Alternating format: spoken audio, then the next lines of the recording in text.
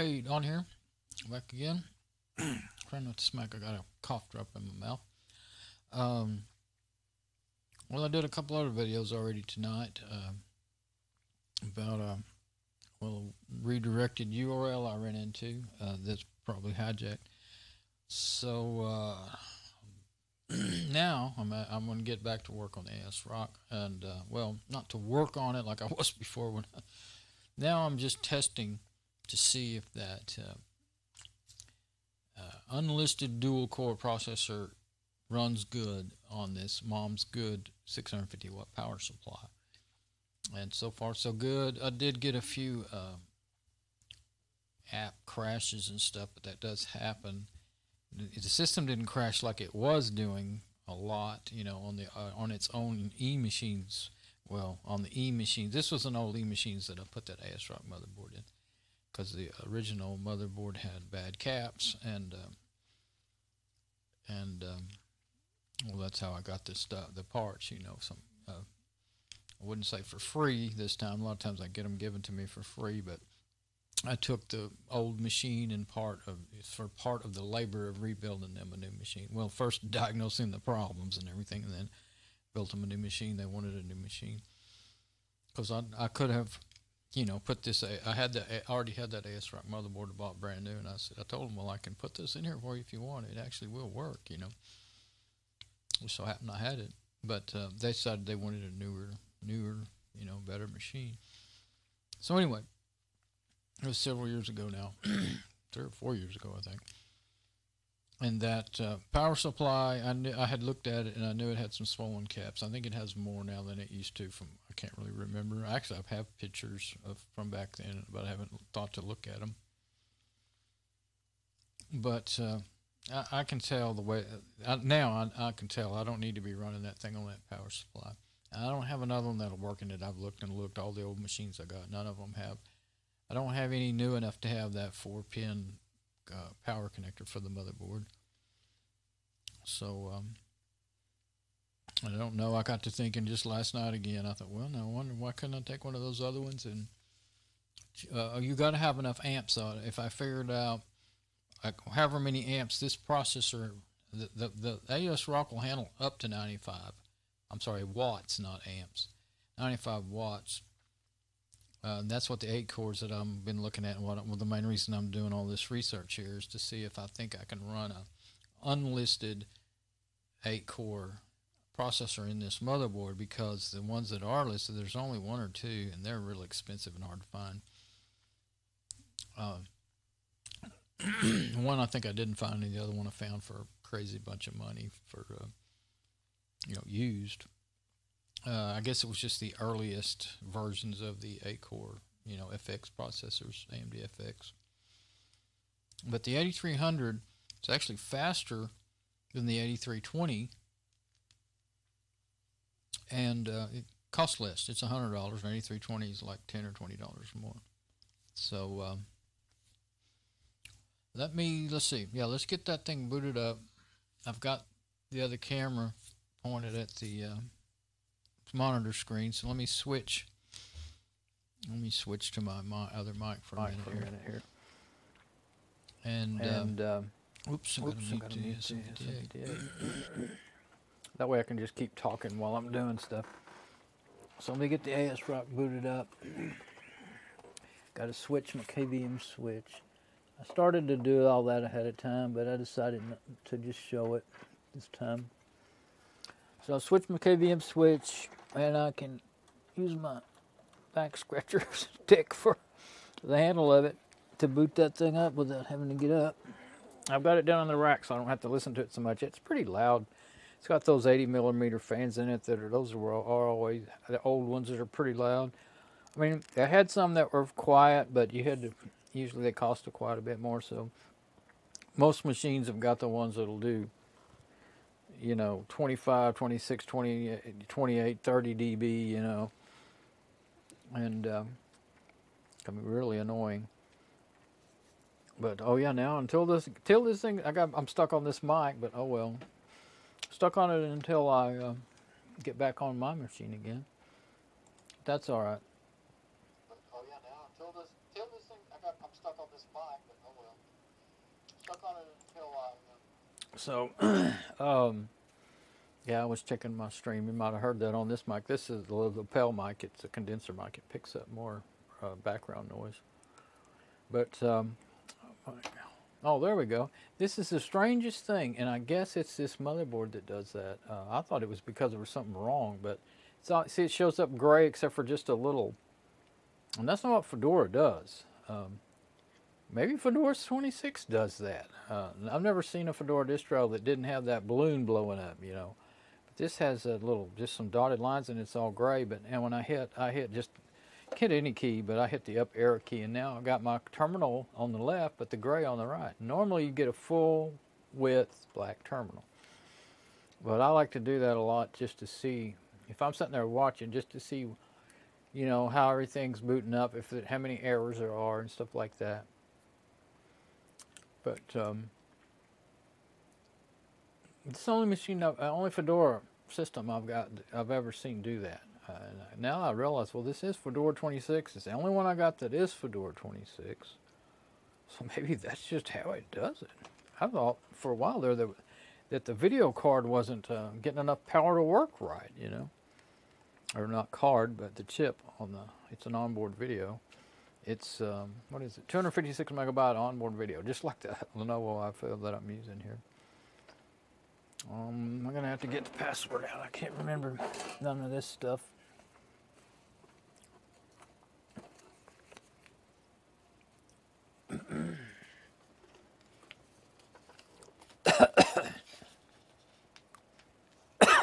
Excuse me.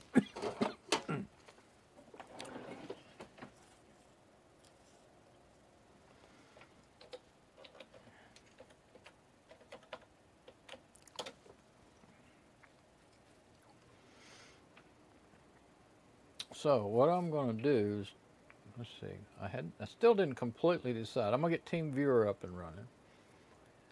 And then I can do a desktop video instead of, wait until it's kind of quit. Yeah, there we go, it's booted up now. Instead of, you know, I wouldn't want to try to, you couldn't see anything I'm doing here.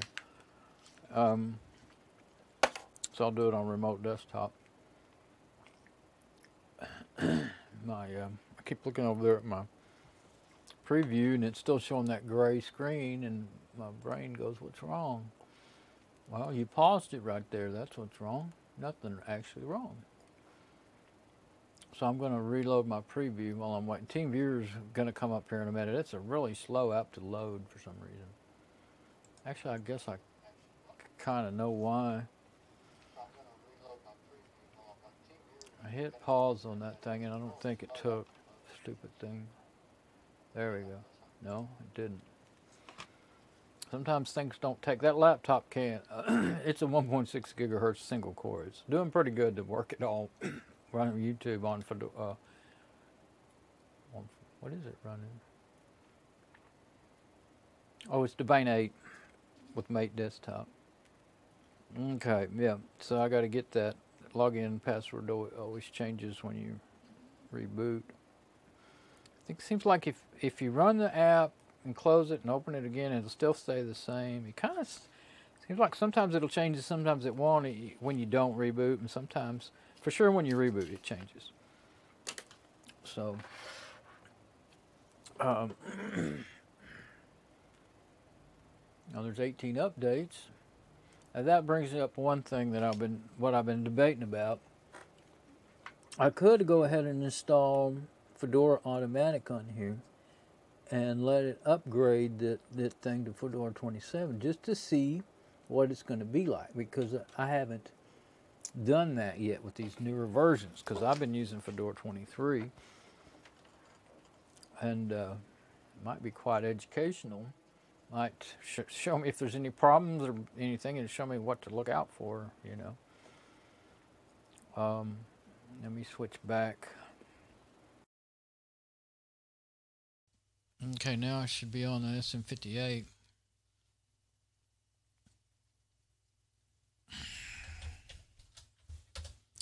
We'll get TeamViewer up and running again on my machine so I can log in there.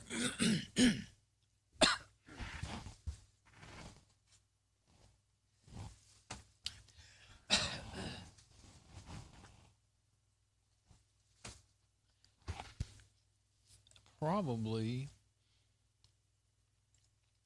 trying to reload my I was trying to check my preview, since anytime I do a scene switch, I'm always a little worried that I'm going to mess it up somehow, because I do sometimes. Or I forget to switch, especially when I'm switching the scene and the mic. Okay, now.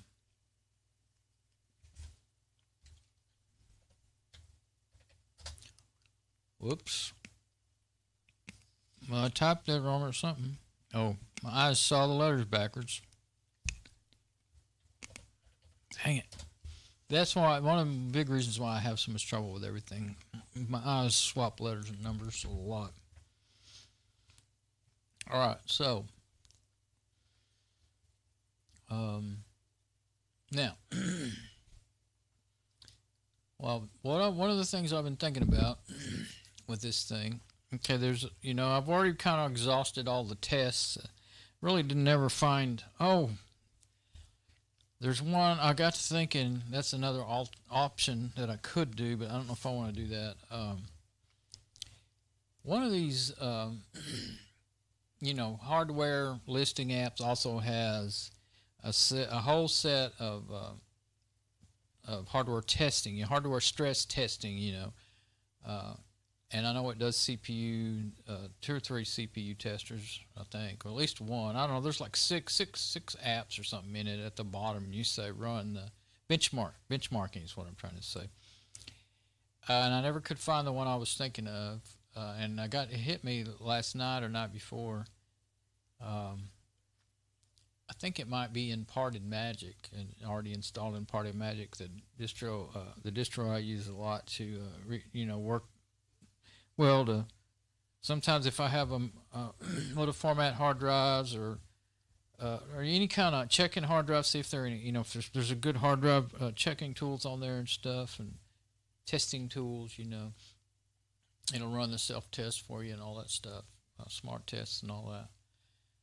It may have that one on there. I just cannot remember the name of that. Well, now I haven't looked on mine. Yes, I think I did look on mine. Well, while I'm thinking about it here, let me go ahead and look on mine again. I think I've already done that. All I have is Hardware Lister, yeah. I think I've done this several times already during my last other videos. I don't know. Maybe I don't even wouldn't have it on here either. That may be why I remember it from Parted Magic, and that's why I can't find it on my machines, because it's not on my machines.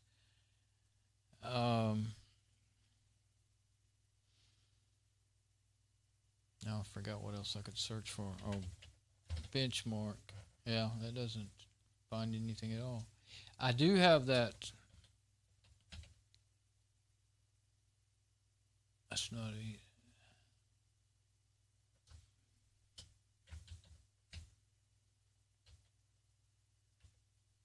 Well, I saw it.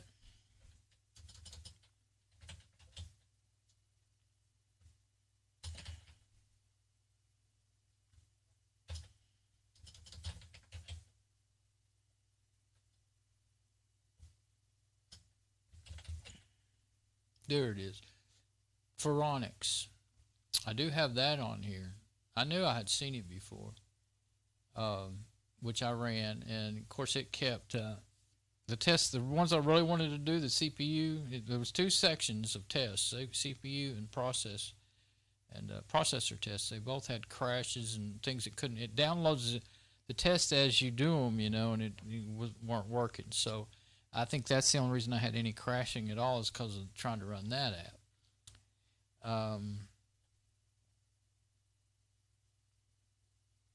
Yeah, hard drive test, benchmark.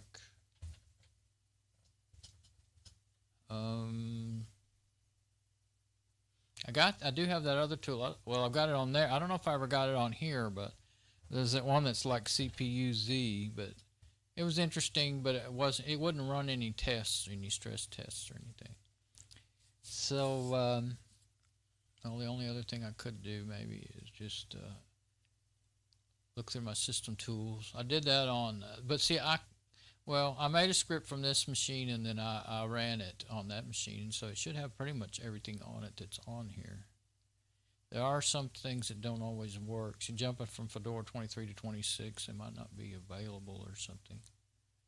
Or just the fact that it says in the script FC23, you know, it wouldn't find it in those repos. It wouldn't work on 26, so it wouldn't install it. You know, you can install older, you know, RPMs. We'll say that's what Fedora's programs are, you know, compressed with RPM.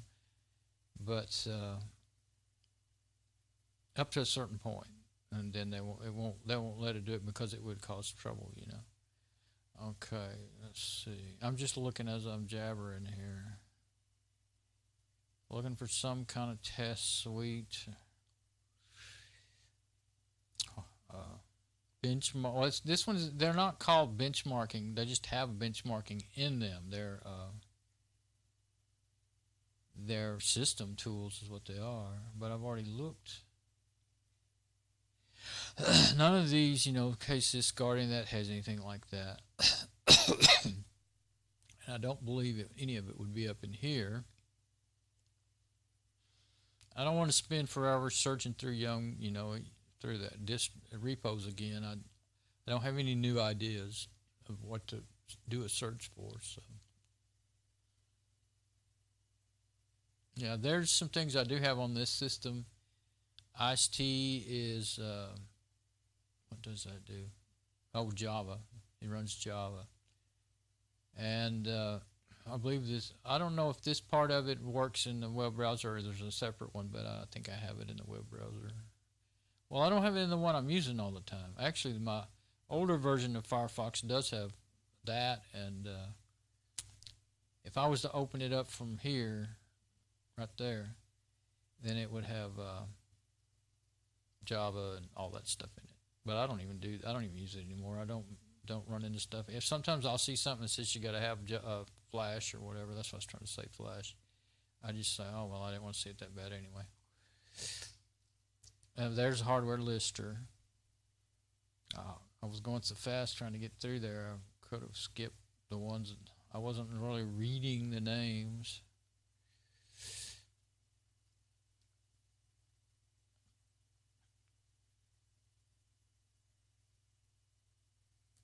So I'll do one more time. Yeah, there's Phoronix Test Suite.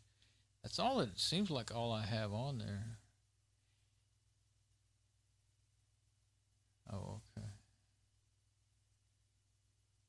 So sensor values, yeah.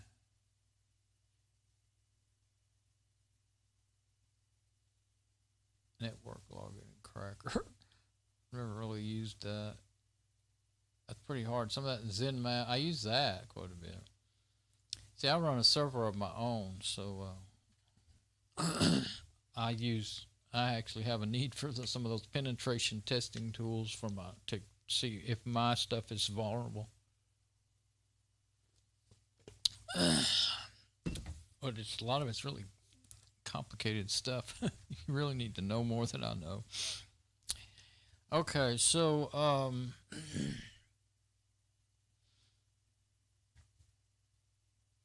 I think that I really am more interested in seeing what that. I mean, that'll make it along with actually TeamViewer. I've showed this before. I'll show it again.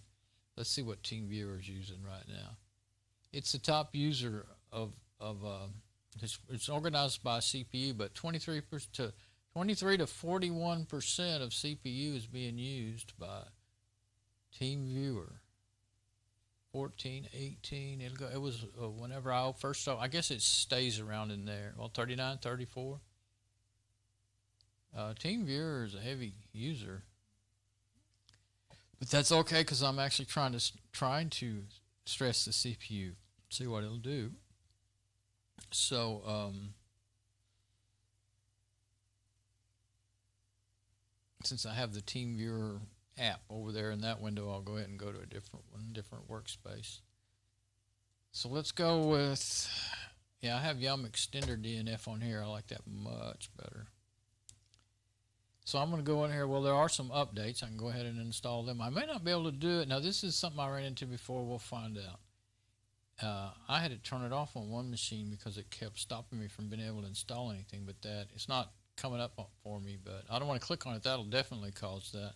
But that Dragora update notifier wouldn't let it was locking DNF, and I couldn't install anything. Well, if this doesn't come up right, then I'll know it's fighting with, it's taking over, and Yum Extender won't be able to do anything with DNF. We'll see. It's weird. It just happened one day. It hadn't been happening because it had been there all along, and I would open up. Well, I was having to open up Dragora. I couldn't open up Yum Extender. Let's see what's getting cups. Yeah, just some normal stuff.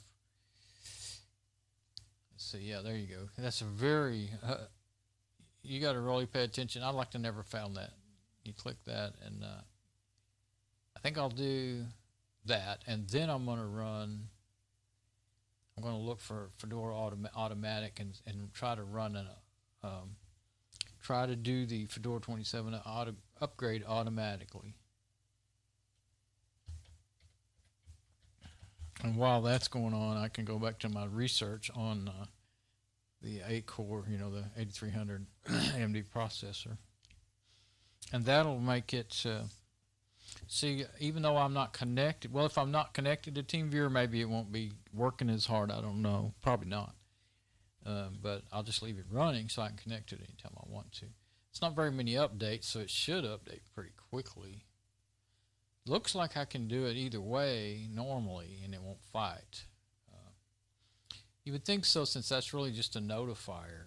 But maybe when you click it and open it, it allows you to actually, might have been what happened. I'm pretty sure I had clicked that and opened up the GUI and then closed it and then opened it again or whatever. And somehow, anyway, it kept a lock on Yum, and I had to take it out of the startup because I tried killing it. That didn't help, killing this DNF Dragora. The graphic notifier there didn't help. I had to take it out of the startup, reboot, and then finally I was able to install stuff again. Forget what. It might have been this system. I can't even remember now. Well, no, because it's in there. One of the systems that I was working on was Fedora because it had Dragora. I don't know now, but anyway. Wasn't my Fedora 23 because it's just not. It's got DNF, but well, that's working. Let's see. All I have for DNF is DNF Yum Extender. I don't have Dragora. I don't have Dragora on here. I do have Apper, and it will work with DNF. Well, I think what it does is throw out all the Yum commands, and then DNF takes over. And there's that flight simulator that I used to play sometimes. I don't even know if it'll run on here without, because I don't have any 3D set up here. Anyway, it's pretty good. it's a flight simulator, not a game. I mean, it looks like a game, works like a game, but they say this is not a game, this is a flight simulator, and it is. I mean, it's pretty neat, pretty good. You can turn on weather, and like wherever you go in the different airports, the weather will change and the wind will change and all that stuff.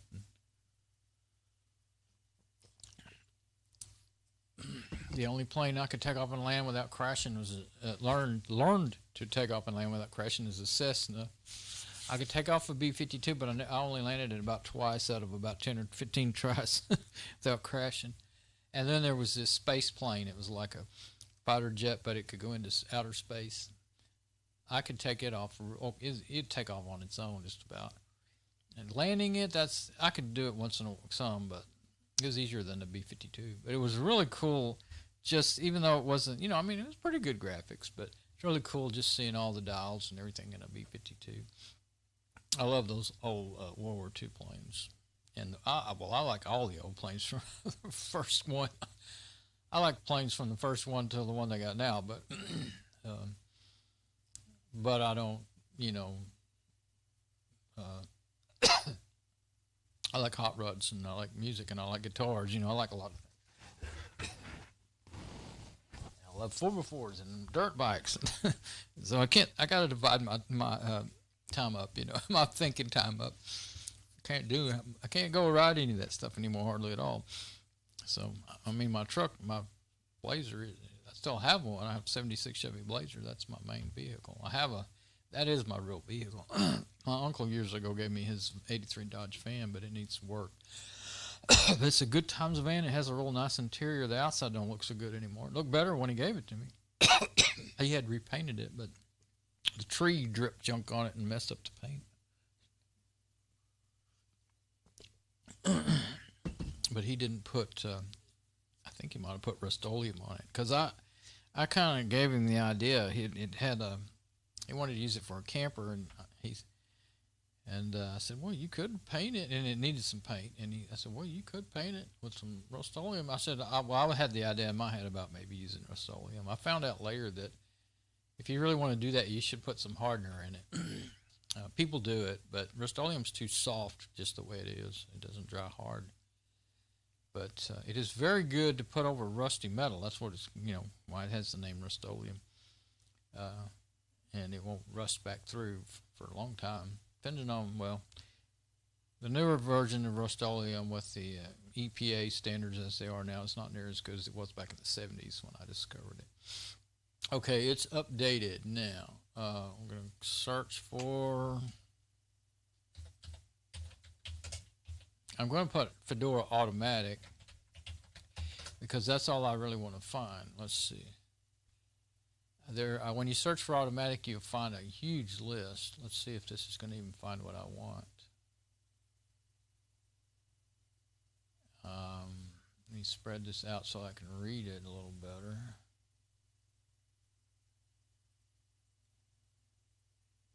I wish it would just automatically do that.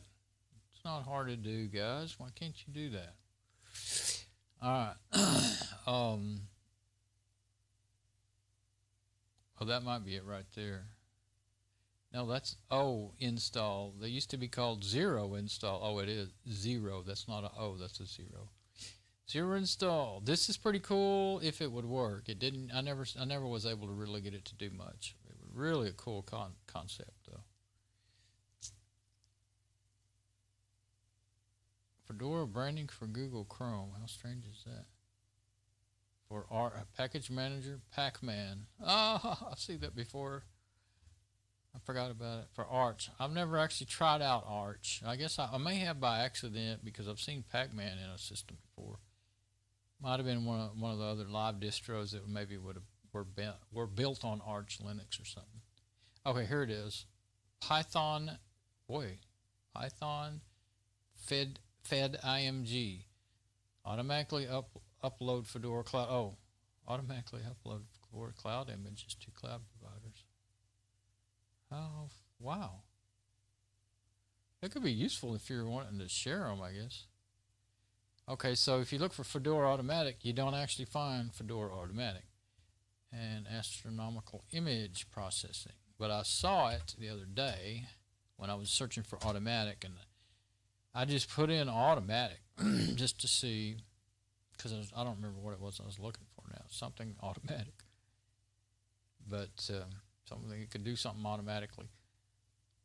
And I saw it, and I was like, oh, that's how you used to be something else that you used to automatically upgrade to the next distro, but it never comes installed because, well, used to they didn't recommend you upgrade, they recommended you reinstall, but they said if you want to do it, you can install this and do it. So let's look through here, and we should see it. I guess I already installed it. Did I pay attention to the green ones? They're the ones you already have. You might already have what you're looking for. I always forget that. I just auto mount. I just automatic kmods build and install tool. Now that's really good. ACMods. Oh, that's what ACMods stands for? ACMods and kmods is what you need to install if you're going to use proprietary drivers for 3D support and all that. They'll make sure that your video drivers that you get your don't get your kernels ahead of your video drivers, or else your graphic user interface will break. So keep going through here. Automatically tuned linear algebra software. Oh, I don't understand that sort of thing. I did not do good with that sort of thing. Automatic developer mode.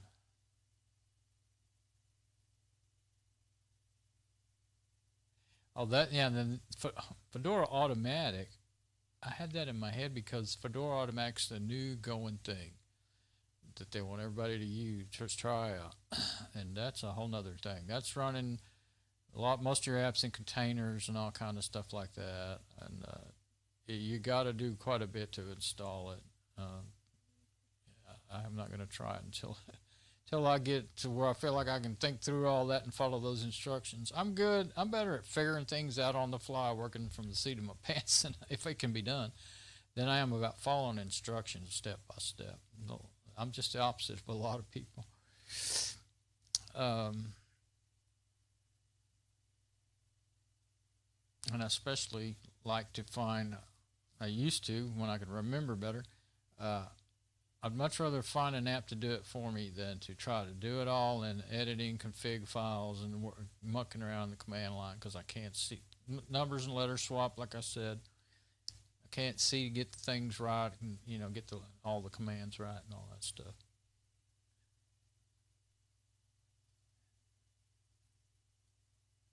Oh, auto config. Okay, that's already installed.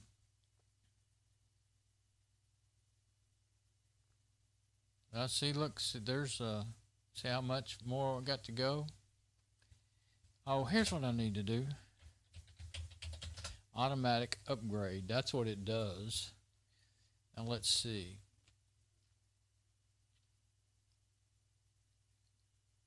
DNF automatic. Oh, okay. Yeah, not Fedora automatic. DNF automatic. Alternative CLI to DNF upgrade. Oh, okay. Suitable for automatic regular execution. That's not exactly what I was thinking of either. ETC Keeper. I tried that one time years ago. I'm not going to go into that, but there's Pac-Man again. Okay, so that didn't actually find me what I want, but that's not explaining it all like the one I saw. Okay, let's try this. Maybe it's auto upgrade. Maybe it was just auto upgrade. No. Well, let's try upgrade. I swear I was looking. I mean, there's just so much in that last results. Well, look at that. There's going to be a lot in there too.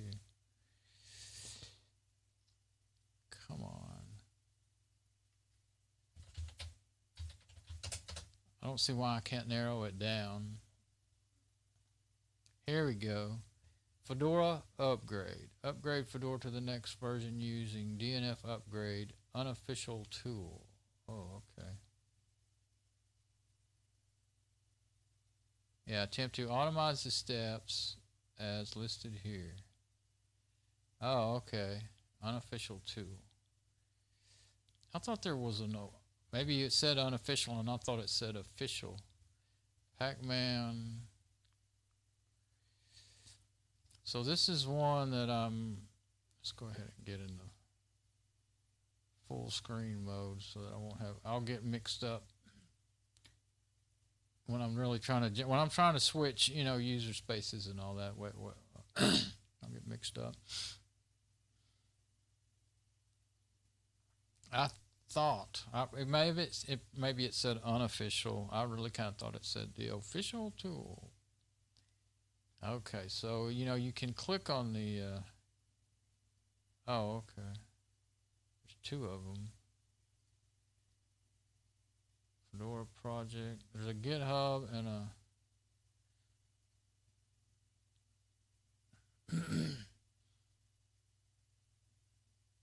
Fedora upgrade. Okay. And then there's Fedora upgrade.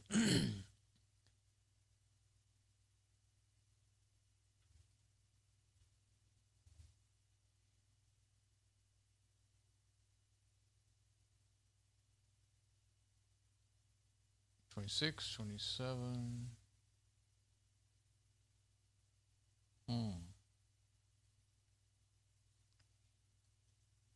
This is something I need to know about, how they're doing, how it's doing it now.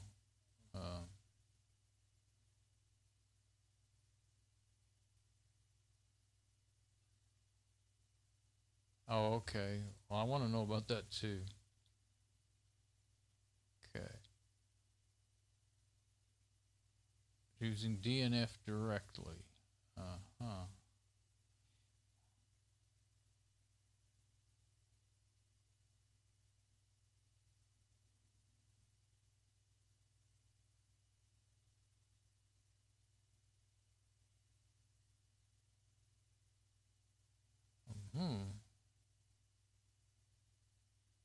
Back up your system. Well, this is all manual stuff, so it's trying to automate it for you. Now let's see what this one is. Upgrading Fedora workstation using DNF system upgrade plugin. Okay, there may be another one. Maybe it's the one I was really looking at. From Fedora automatic host via RPM OS3. That's a whole nother thing. Okay, let's look at the workstation upgraded method. Okay, that's the recommended one. Now I'll definitely use it at Fedora 23 and later. I think the system upgrade method may help you.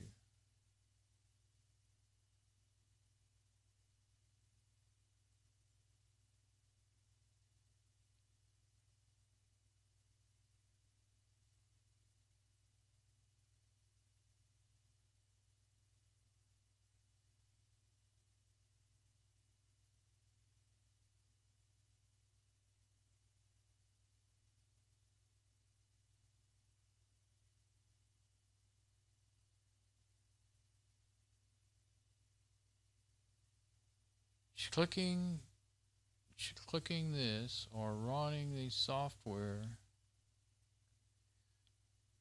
This is software that is how it looks when you're in Genome 3. How do you get to that? It made. Maybe I'll go up here in a minute to well, it may not be available in XFCE. If this is like built in, it may be a desktop app. I'm beginning to think.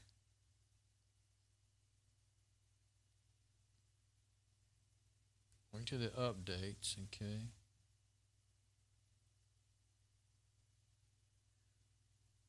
Download the upgrade files and then prompt or reboot. Oh, I've done it like that before.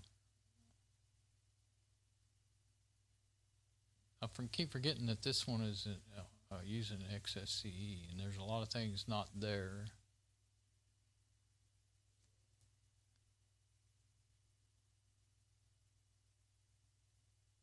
Oh, and then 20. This is the older one's 21. Well, Mom's is 14. It's so old I wouldn't try that. They always told you not to, don't. You can do it if you really want to, but you're probably going to have problems. I think I tried it once or twice, and they were right. I think it's telling you that right in here. But of course, well, this is still talking about DNF. It's somewhere like Fedora 14 uses Yum, not DNF. Okay, so let's see. I'm going to save me some bookmarks here, though. I'm just going to say updating Fedora because it's more. This is about more than just Fedora. I don't know if I've ever tried anything like this one or not. This unofficial one.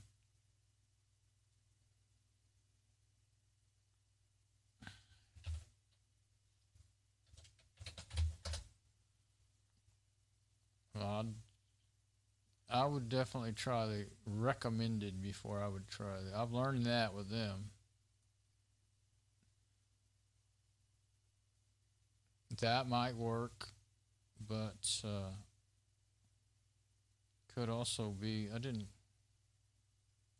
go back to that GitHub again for a second. I want to see if it's actively being developed. When was the last change in this? It could be really old. Sometimes stuff like that you find in the repos can be old.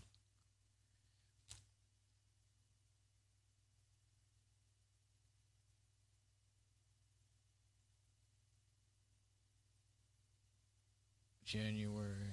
Oh, well, January 23. Well, that's a year.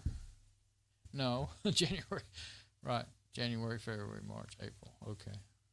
Dummy. All right. So it looks like they are. Yeah, it goes all the way up to.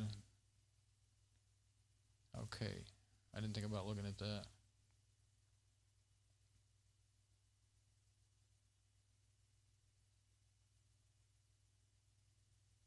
Goes all the way from 20 to 28 and Fedora Rawhide.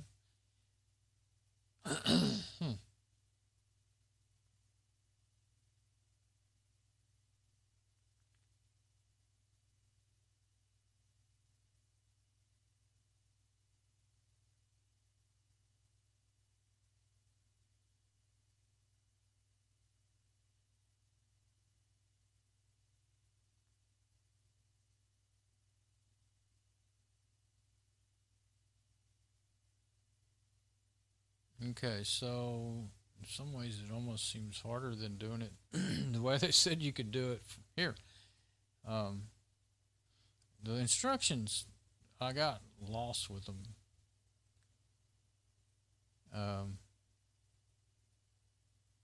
But this screenshot here, can we zoom in on it? Not really. But that interface looks like very familiar. It looks to me like the package manager interface that you get, which with and it's yet another GUI package managing app that you get with. Trying to close. Oh, I know I need the web browser. Okay, no, actually, let's close the Yum extender. I don't think I'm going to want to use it. That you get with.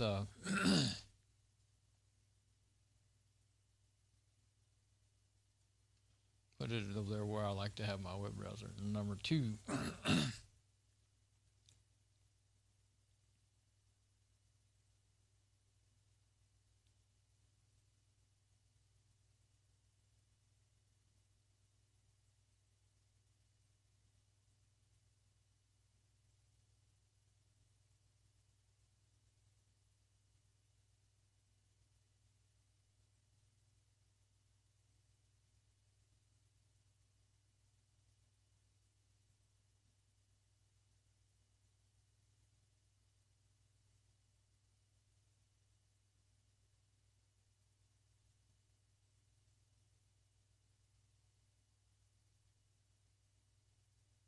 Okay, so let's see if running a bit slow. I wonder if it's the wonder if it's the system or the remote desktop. Well, I'm gonna have to switch over there to find out. Let's see. Get my. There we go. I can switch my KVM switch and just get over there on. Oh, first. Yeah, let's get out of this full screen view here. Switch to the camera. 2. Now I'll do it so we can.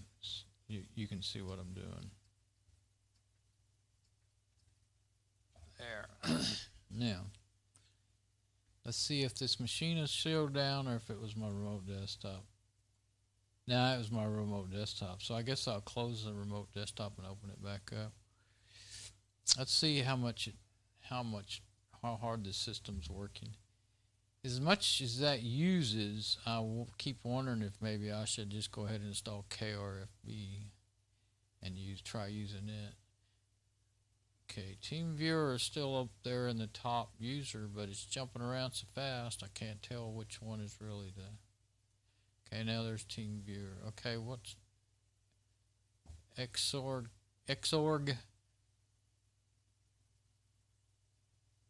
Task Manager is having a little trouble there, using too much stuff. Xorg Core. Okay, I'm not quite sure why it's doing that. We don't have any crash notices or anything, though.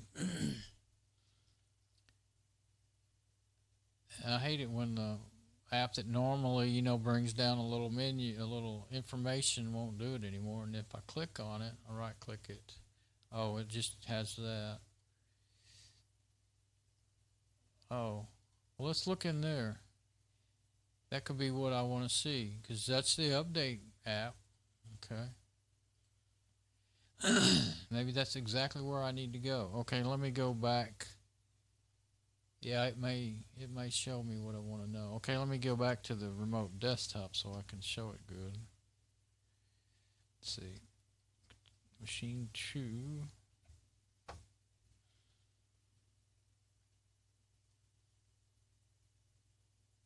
Okay. Now, if it hasn't caught up, I'll close. I'm going to close this session of TeamViewer and open it back up. Maybe that'll refresh the.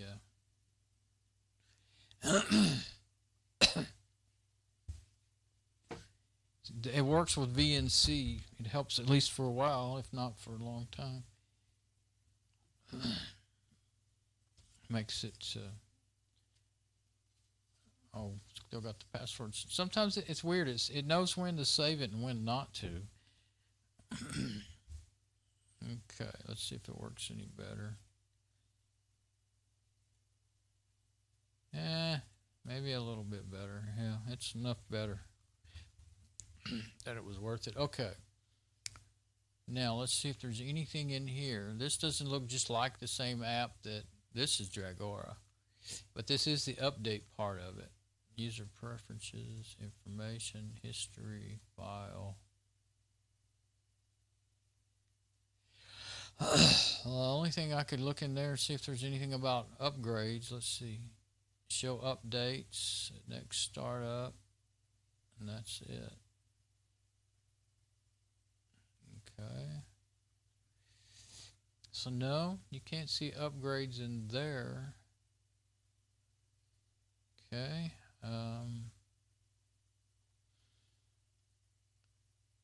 Go back to what I was thinking of here.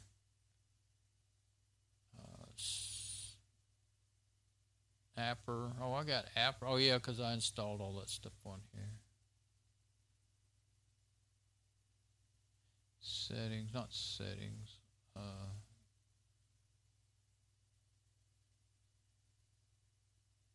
It was settings, I guess. Just there's so much more in this system.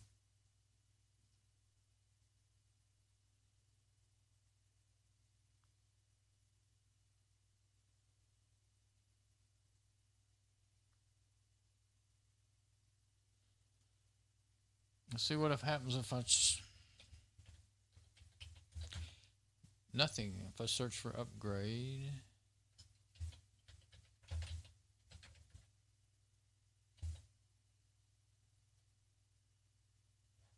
Application.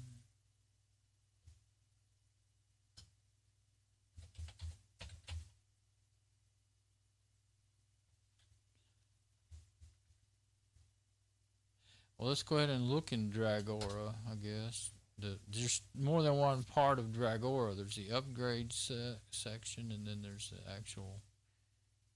That looks like just a regular one, though. Yeah, but this is it because, yeah, it's searching. There shouldn't be any updates because I just got through doing that. Yeah, this one here didn't have hardly anything in it. So I guess, yeah, nothing. I guess it's already finished because there wasn't anything. Okay, so I don't know if I even have Mate installed on here. Guess I do. I'd have to reboot it to find out.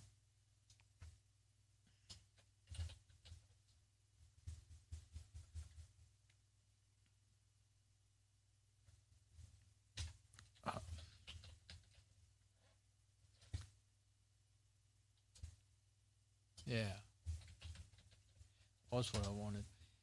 If there's anything in the startup about, oh, there's the, where I don't like to pick, I don't like seeing a rat when my machine boots up, and and even if you try to make it cute like that, I don't want to see it. So I don't put anything, that's what I was talking about that the other day. Here it is, startup. Blueberry. I don't need a blueberry because that's, that is Bluetooth, isn't it? Pretty sure it is. I took the blue man is always in there, and I always take it out because it's for Bluetooth. The DNF Dragor updater. Well, that's probably a different machine. Since I installed Fedora 27 on Mom's machine, it's got so much of the same stuff on it. Been seeing that recently.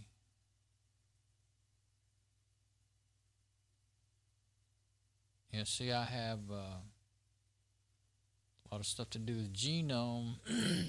Heck, I don't know. This may have all those desktops on it. I don't remember. Depends on how I set that. If I let them be, if I didn't comment them out in the script that they're installed, all that Genome stuff, that would be to do with Genome 3. Well, no, because when you install Mate, you get a lot of the old Genome things. They still use them. That's desktop stuff. Blueberry tray icon. Where is it? I'm gonna leave it alone because it might not be anything to do with Bluetooth. I can't remember. Session, advanced.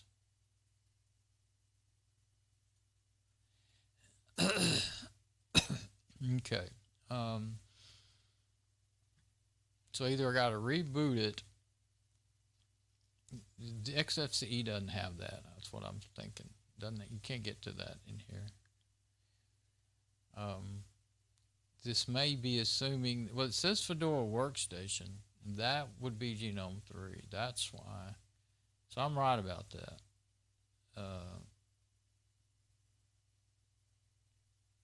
System upgrade plugin. Oh, Fedora 21 and up.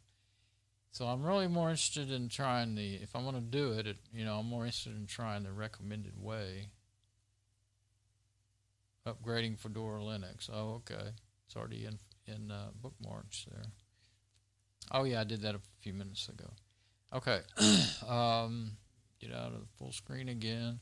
But what I was thinking, well, if I'm going to reboot, oh, what did I do? I was already out of full screen, I guess. If I'm going to reboot, maybe I should have just done what I was thinking about to start with and put part of Magic, my USB stick with part of Magic and run some CPU testing, but I'm just thinking, well, it probably wouldn't take it all super long time to upgrade it, but I don't want to spend forever on it either. This system may not be used. Well, it could stay like it is if it gets upgraded. It wouldn't have to, it'd be cool. I wouldn't have to start over with a new install, but this particular, let's see, because the motherboard, if I ended up using the motherboard with the 8300 processor, then it's not, you're going to want to start new. You're not going to want to, try to run this system that was installed on a dual core. It might work, but there's going to be so much firmware that's wrong that would, and even if it upgrades to the different firmware and makes it work right, you're still going to have all that stuff laying around in there, just coming up the works. So, yeah, let's go there, and I'm going to reboot it and see what desktops I have. Oh, I haven't. Go ahead and close my remote desktop. I don't have to just show that, I don't suppose. So since I've already switched. Well, I guess you kind of saw it anyway, sort of. Let's see. Back on that machine. There. Now, Team Viewer, I guess it closed that time. I'm going to kind of check on my stream too while I'm doing it. Before I hit the reboot, I'll do that, make sure everything's good with my stream.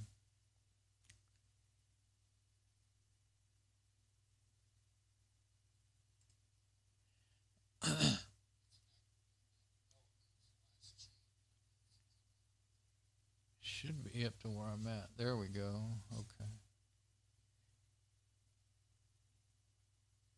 Are you still working? I guess I didn't talk. Yeah, when I stopped talking, I was waiting. Okay. That's one. If you stop talking and you're trying to, and then I'm trying to listen on my preview for myself talking, I don't hear nothing, do I? Okay.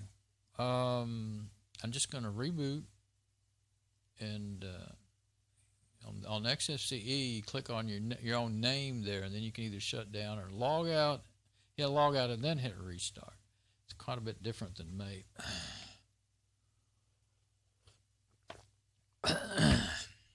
You can put a, well, I think you can. No, I don't think you can put a shutdown button. You know, on mate, I always put that little, looks like a light switch, a little. Well, it does with the icons that I use. But that's what I'm used to now. But I think I never did switch to a theme that I like better on that system. Okay, now when it reboots, I'm not going to just log in. I'm going to see what other desktops are on there.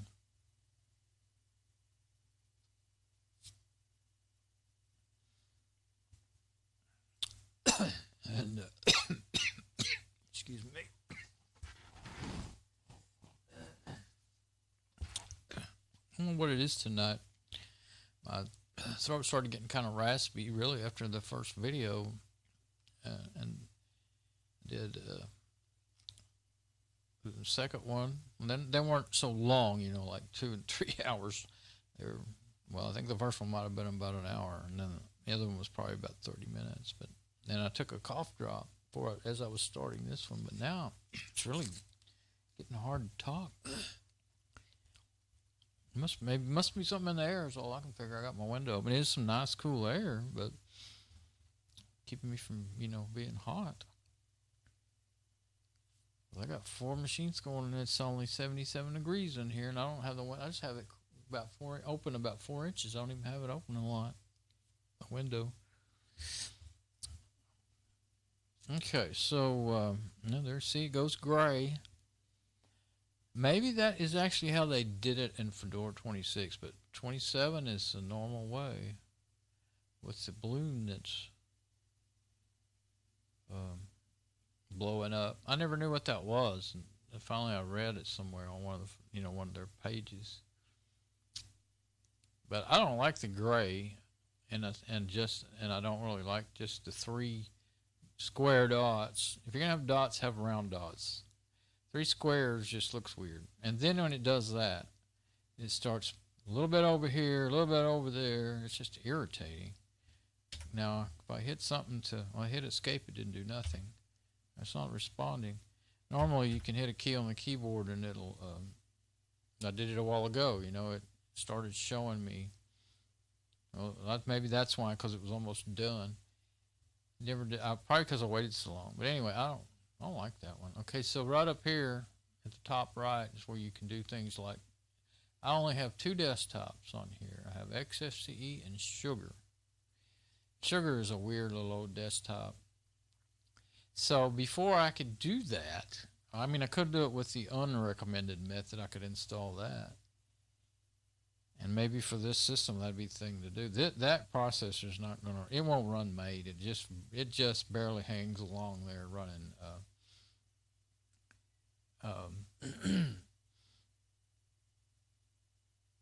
XFCE. And that and, 2 gig of RAM. I'm not sure. I'm getting off away from my mic and talking. I'm not sure how long it would take. I'm going to say at least 30 minutes. It could take an hour to do that upgrade. Well, it's probably going to take several reboots, two or three at least. And that means, of course, having to do it. I guess I would have to do it. I'm certainly not going to do it in some manual way. I would have to do it with that unrecommended method. I think I may have done it both ways. I kind of think I have, and they both work fine. But you know what? Now that that's beginning to be a kind of a pain, I wasn't that dedicated to doing it. I'm going to reboot this thing to Parted Magic and see if that testing tool's on there. Because right now I'm kind of more interested in just going back to I want to kind of finish up my research on whether or not I think that the 8300 will work on it. Let me pop this in the machine.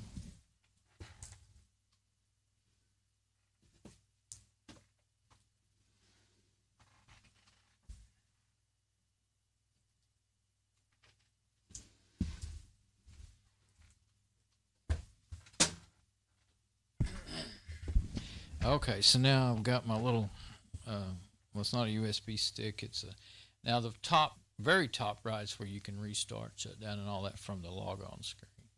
Restart. Now, yeah, see when it was black, but it wasn't all in a line. It was some here, some there. There's something weird about that. I don't know, maybe something that Fedora, I may have had to, yep. You do have mem test, and then you have rescue mode, and then the last two kernels before that one. I'm going to hit Control-Alt-Delete because what I need to do is go ahead and go into BIOS and tell it to, I'm going to have to tell it to boot to that USB. Forgot what I got to hit to get in there. F2. Got to hurry. Okay, I didn't get there in time. Okay, let's try it again. This time I'll just know what to do, and I'll just start hitting F2. If you do it too early, it'll just beep at you.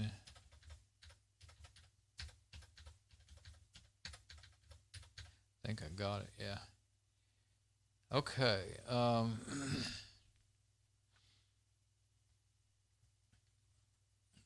do have trouble remembering where I left my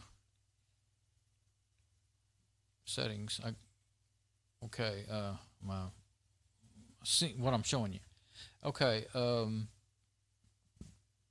yeah, there we go. I see the BIOS screen now. So you do too, don't you? I mean, I already did see it, but I didn't know if you saw it or not. Okay, so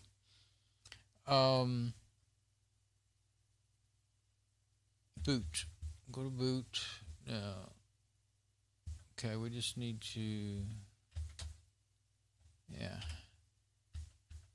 Put that one, hit plus. There we go. That brings the USB up to the top. Now it should do it. Save changes and exit. All right, now that's in that ASRock BIOS. Can't remember its letters to roll them out there. It's a model number and all that.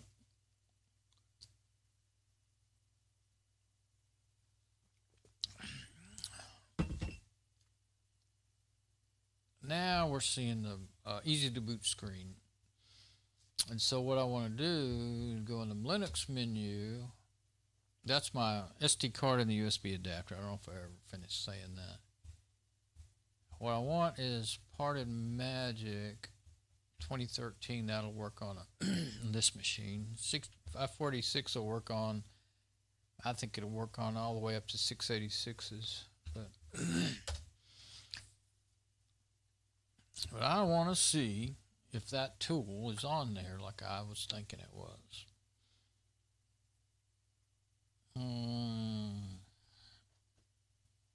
I'll just do that.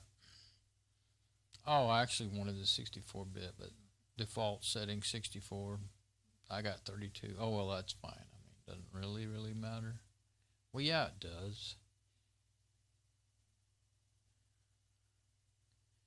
whole thing is, well, it's already about half done, so I'm going to let it do it. If that app's not there, then I won't worry about it. If it is, I may want to reboot and get in the 64-bit version before I run any testing or anything. But okay, see now this one, of course, this is the part of Magic Boot screen, but see, it's definitely more normal. I like how it's color coded. You can really see you can't really read the blue text too good. I can't, and it's pretty small. But when it's done and there's no error, you really see that, you know. And it's the color coding, and then its progress bar is just a bunch of dots, you know. But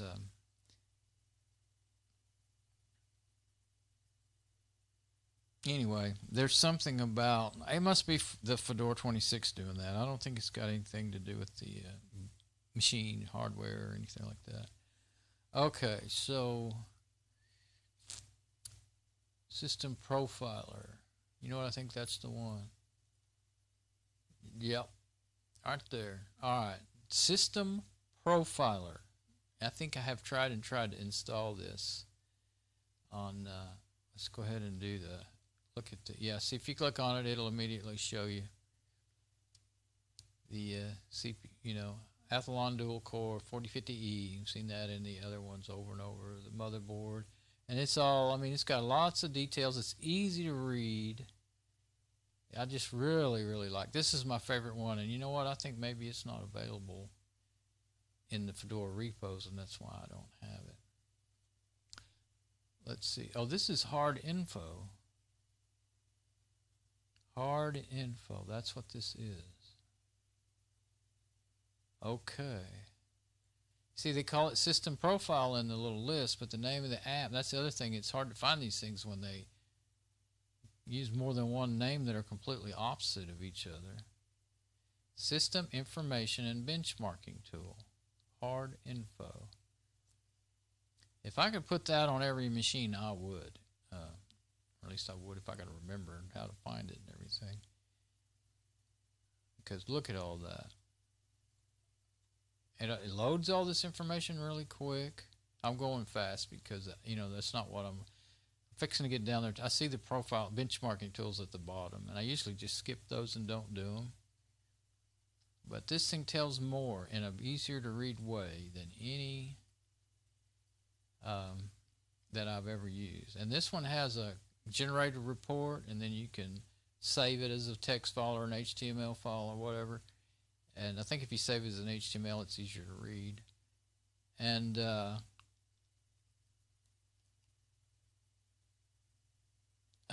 DNS servers, D-Link router, there's that, ARP table. Did I say ARP table? Can't see it well enough. It is it defaulted to kind of a small text, and you could change it. But anyway, there. Okay, now here's the bench: Blowfish, CPU Blowfish, CPU Crypto Hash, CPU. Can't read it. There's all those CPU tools. This is the one I've been trying. Oh, FPU. I think that's. Yeah. That's the, well, you know what? I don't know what FPU even stands for, but it's, I can tell by that one icon that it's got to do with graphics. And then there's GPU drawing. It's the last one. There is one thing. Let's see. I'm gonna go ahead before I do that. I'm gonna say generate a report, because I think if you generate a report, it'll ask you, do you want to do all the benchmarking tools? And I'll say yes. Oh, here we go. Yeah, select all. Now it'll do the benchmarking tools and everything. And when it's done, yeah, Hardinfo report. But I'm going to give it, I need to put it somewhere. Let's see.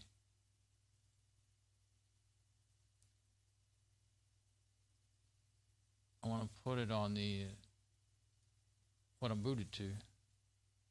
And the rest of it's mounted anyway. Oh, it must not be mounted. So before I do that, go over here to the other. There's a mounting tool that you got to use. Well, actually, you can just Where's the file manager? Right there. Okay, now if I go to the right drive, the one that I want, 30 gigabyte, that's what I want to save it. That way it's, well, there's a hard drive on here. I could save it to that, but I want to save it in Don's files. There we go. Now, documents. Okay, now I should be able to do that. Generate a report. Select none. Oh, select none, select all. Okay, so it already selects all. So it's going to do the benchmarks and everything. Now then. Oh, now it shows SDB1. Documents. Now. Oops. Didn't take. Alright. ASRock.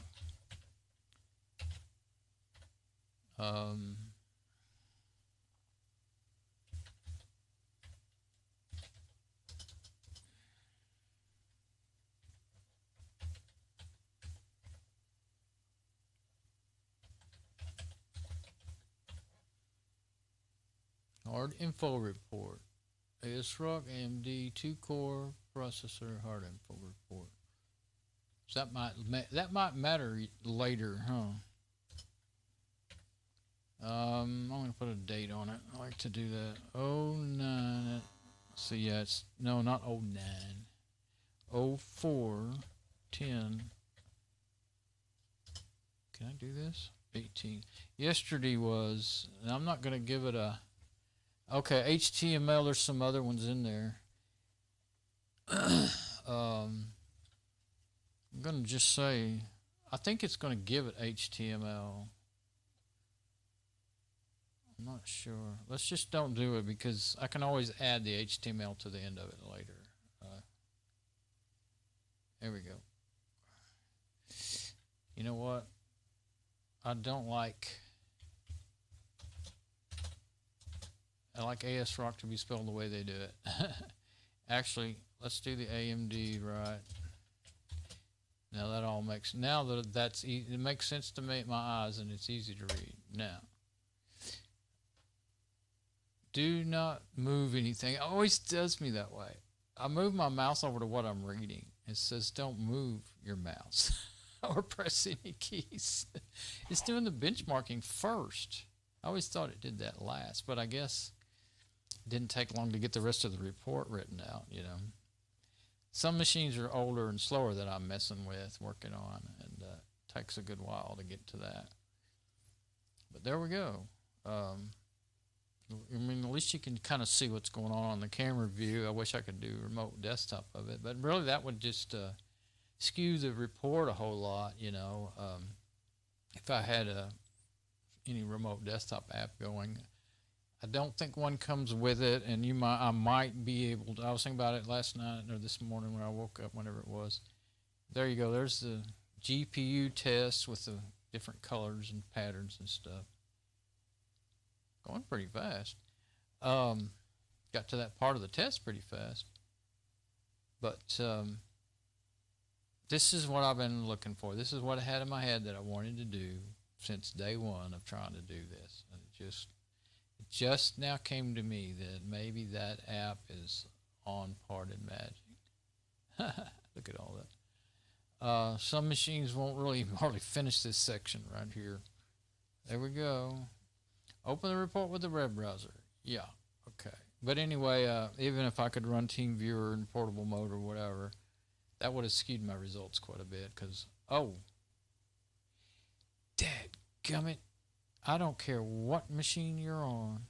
When you do that, it says, do you want to open that report in the browser? It always crashes the machine. Every machine I've ever tried it on. Luckily, that report is saved, and I'll still be able to open it up later. Always save the report. Because if you forget and you do that, that machine is crashed. I mean, that's not just... You can't hit Control-Alt-Delete and reboot it or anything. It's locked up. It's going to have to be a hard shutdown. Dang, come on. Now, this is not the same look of the crash that I always get on this machine. This is even yet different, and it always looks exactly like that when it happens on this Parted Magic thing. So sometimes it'll sit there for a long time before it does that. On some machines, I guess because they're less powerful, you know. But that's not specific to this machine, so that's not.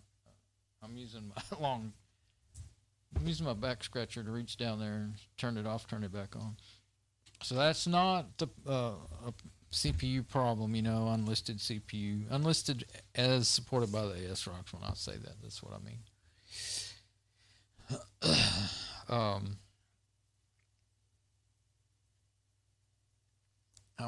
That's still in there. I didn't bother to take it out. I may go. Well, let's just.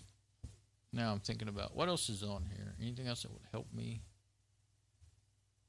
Windows stuff, utilities. I don't think there's. What's in there? I don't think there's anything but like.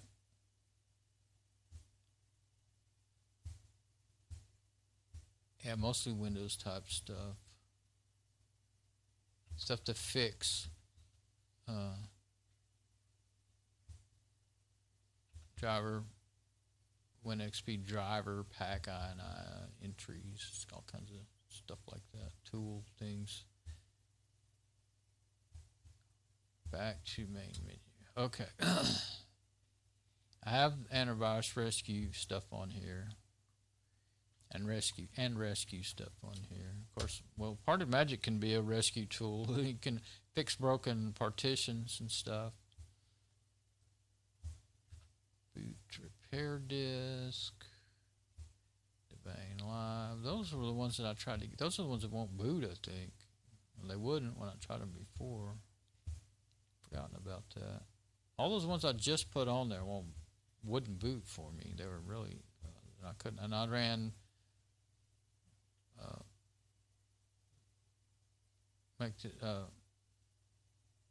well, I forgot what you call it now. I just went blank. Oh, yeah. Okay. I'm going to go ahead and make another test, and I'll use the 64-bit version. I just realized. Okay. 64-bit.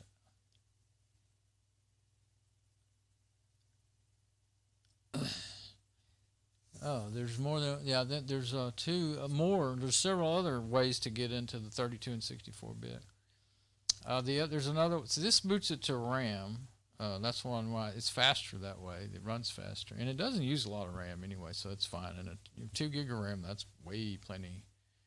This will run on like 348 megabytes of RAM. I think even this one will. This version here. But if you're going to do that, then you'd want to do it the other way, where it just boots the necessary stuff into RAM, a small amount, and then the rest talks back to the USB stick or whatever your media is, you know.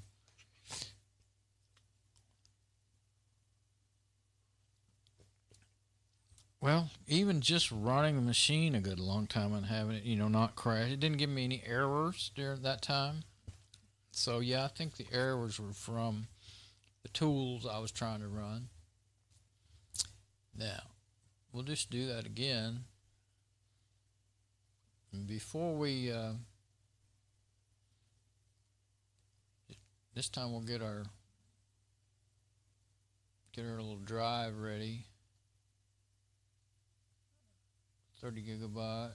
Okay, there.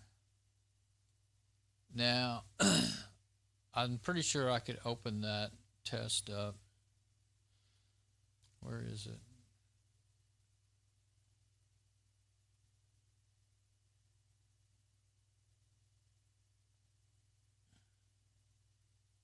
I was trying to change it to view that I can read better, but you know, instead of like this. There it is. Oh, it gave it, yeah, HTML. Okay, so yeah, I did the right thing there. Properties. Well, it's got different things. What I wanted to do is copy everything out of there. Well, I'll just get it all. It won't hurt. because I'm going to do it again, but this time I want to make sure I know that it's 64-bit. Okay. But I won't hit save. I won't say open up and it should be okay. Select all, which it's already done. Let's see. Generate report. Won't do. Oh, I didn't click in there yet. Still not working. I wonder if I didn't get what I want. It didn't because I closed it, I guess. Well, that was so much trouble to type out. It's worth it to go back there again to me.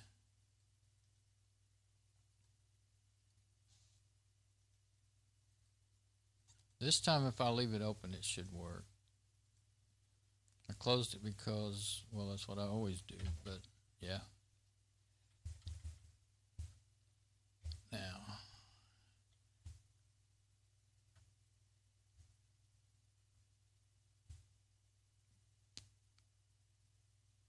Parted Magic.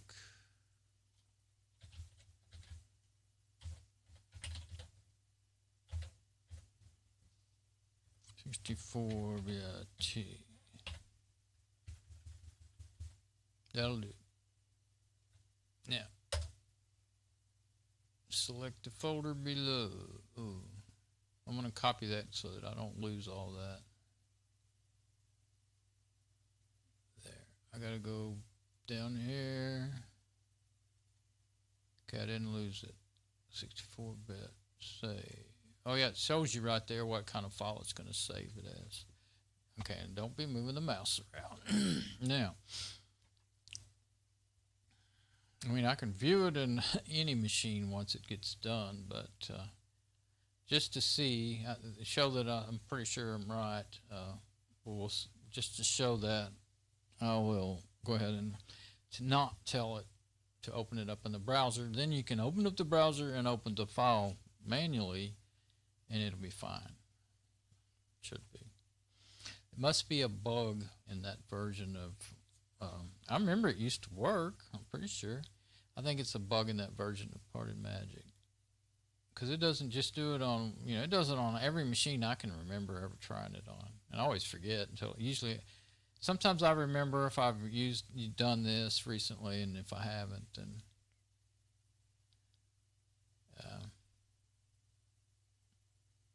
I'll do that, It's really aggravating when it crashes like that. But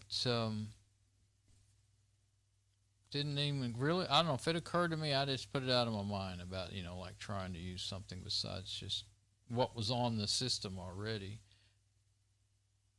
There's probably other, live distros that are made for, for benchmarking and stuff like that. I bet there are. Don't remember ever really looking for any. I've never really been into, now this time I'm going to say no, don't open it in the web browser. No crash, okay? Now, of course you can go down here. Once the tests are run, you can just go down here and click. I think it looks better in here anyway. So once those tests are run, and it tells you how to compare it, see? The results. That's on Blowfish. 2100 megahertz, that's what this machine is. It's right on par with an Intel Pentium. This is AMD, and it's right on par with an Intel Pentium D 3 gigahertz. It's just it's faster than one actually. You can see the blue bars there. Celeron 540. It's a lot slower, and then the number is 907, but well, that's kind of weird because the number is 907, that number is 1084, but the bar is back down some. So I'm just going by the blue bar. I don't know why the numbers, how they work. 2X AMD Turon 800 megahertz is not a whole lot slower. Seems like it's not doing very well to me.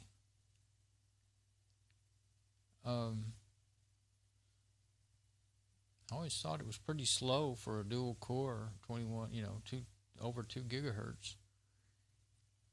But well, it's kind of weird because that's a 3 gigahertz, but it's Pentium D. See, that's a single core machine. Well, it says 2X. So I guess that's not. I guess that's a dual. I didn't know there was any Pentium Ds that were dual core, but it says 2X. So, and that one says 2X. I'm guessing that dual core, X2 dual core. This is Athlon. I wish they would say that, not just this machine, but what it is right there. But it's an 2X AMD Athlon dual core processor 4050E. Now we'll go back. I wish they would put that up there. They could put this machine, they could make another, I don't know. They could do something besides just say this machine. But it tells you lots of machines. There's an Athlon dual core. I was wondering if they have the Athlon dual core. That's a different one. Well, I guess they're not going to put it in there twice. 64 dual core. AMD Phenom is way faster. But CPU clock says 800 megahertz. You know what? Maybe the blue line means it took longer to do the test. Okay, a smaller number is better then.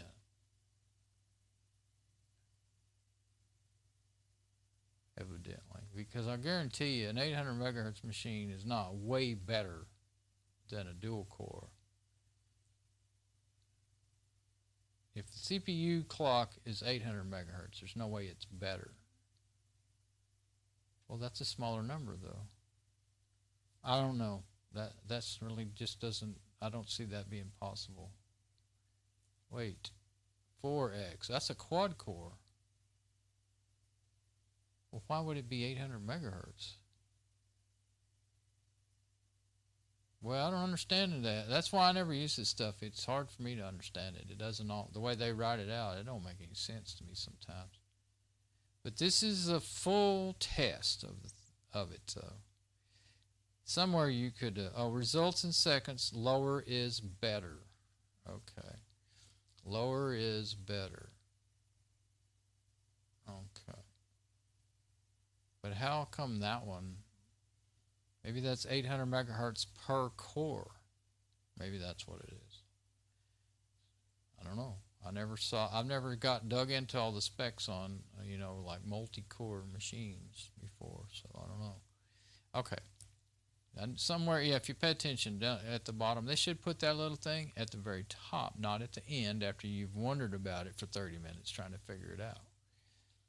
We read from the left to the right and the top to bottom here in the U.S. of A. and in England and everywhere else except for China and places like that. Whatever our language is. Russians, I'm pretty darn sure they read from the left to the right and the top to the bottom. Does anybody read from the bottom to the top? The Chinese read from the right to the left. I know that. Anyway. That right there has got a weird score in it. It says 48 and okay, and I guess that's why the bar is way on the back. So longer bar does mean better, I guess. There's one that's a 937. That's an Intel dual core. So it's pretty good then. If less is more, then 907. But I saw one. There's one that's 642. AMD Athlon dual core 6400. This one is what? 4050E. Well, they number them. They have so many different ways of of numbering and labeling these processors. If you ever had any doubt about that, look, you run one of these kind of programs, and then you'll see stuff you never ever heard of. Now, crypto hash results in megabytes per second. Higher is better. 131.42. Let me look. I'm almost certain. Oh, I need to close that. Yeah, I don't think it has any remote desktop. And I think I've tried to get it running before. Going over this, I'd kind of like to really show it.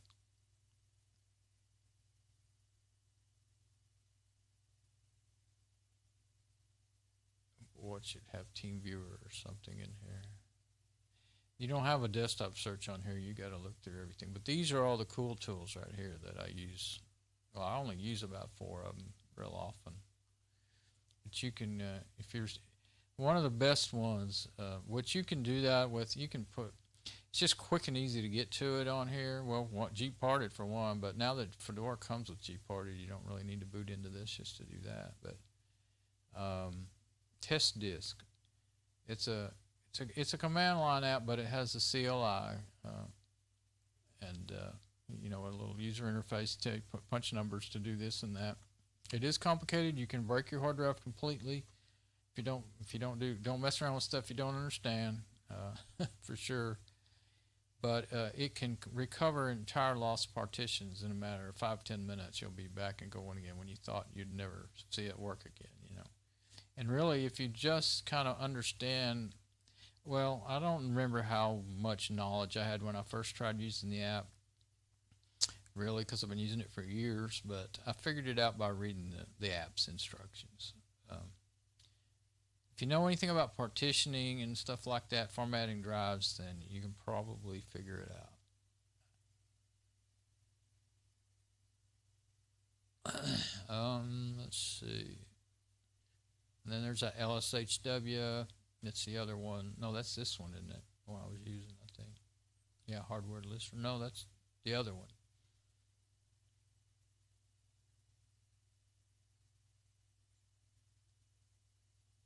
What I was looking for, though, was something to, networking. Let's see what's in there. I don't think it has, it has a VNC viewer, Tiger VNC viewer. But it doesn't have, and you can't just install apps on here. It's a completely different, I don't know what distro it's based on, Linux distro. It is Linux based, but it doesn't have a, interface for you to, it doesn't, I've tried it before. You can't just type yum install. You can't go in the terminal and say yum install and stuff like that. It might be Arch or something. I don't remember what it is. Could be all Slack. It could be Slacks. It could be Slackware. It's very lightweight, I know that. And I think I actually tried running. Let's just go ahead and see. I've got it here. I mean, it's right here. I think I went through and tried this before and it wouldn't work.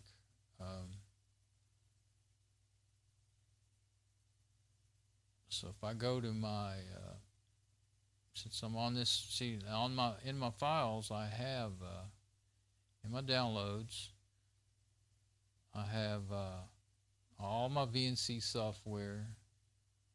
There it is, TeamViewer Remote Desktop. TeamViewer 10, 12, 13. I tried the 13. There wasn't any live one I could run live. RPM dev,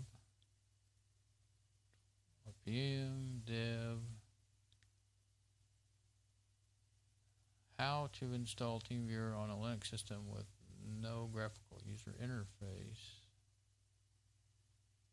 Let's see, TeamViewer support. How to install it. I think this is it right here. TeamViewer, new version installed for 23. Screenshot. Oh, somewhere I had it. Oh, that might be it. How to run TeamViewer without installation. I'll look at that before I actually try to do it. Run TeamViewer without installation. The tar.gz package can be run without installation. Doesn't even need root permissions. After downloading the package, extract it to where you want to run it from.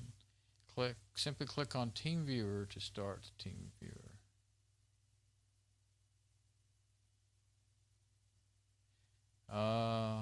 The TargEZ package works if the library's TeamViewer depends on or installed. If you can identify missing libraries by running the command as an administrator. TV setup check libs. TV setup check libs. There's a terminal. Whoops. I may have to do that. I got to do that after extracting it, though. Let's try it anyway. Yeah, not found. So I can't do that until after I extract it. I'll have to leave those instructions up. I just did a screenshot of that. And I have done it on other TargEZ. What's the difference? TeamViewer 1207, 1510. TeamViewer 1207, 6279. i386. They're both i386 though. I'm in 64-bit right now. Now, if I was in the 32-bit, it might have ran. But let's try it anyway. Yeah, it may not run.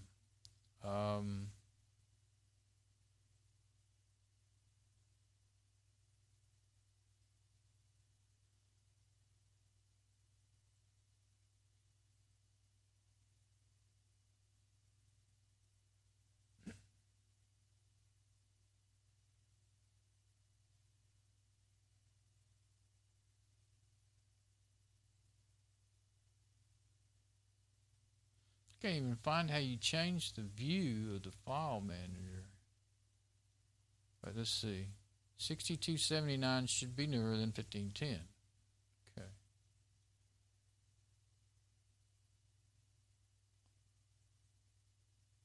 Extract to, that's all I want.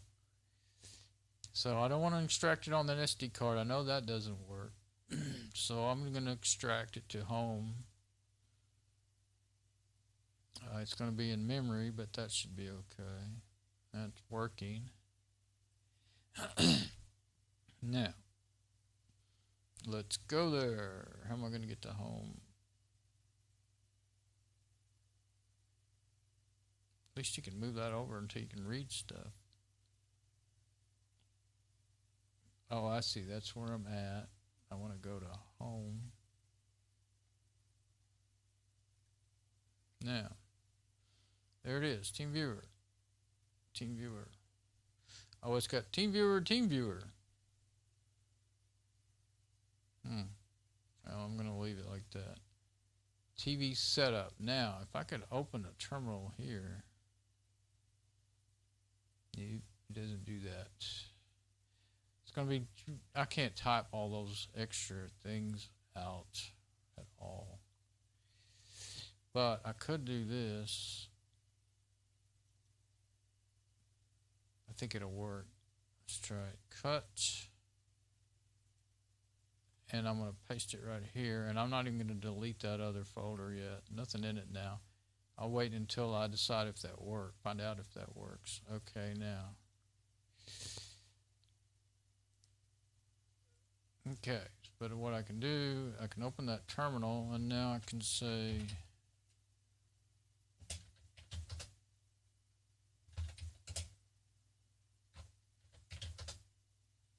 Okay, now we're in home.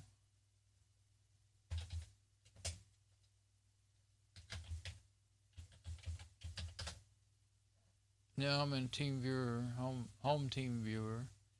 Now, what was that little command I needed to run? TV setup check libs. TV-setup space check libs.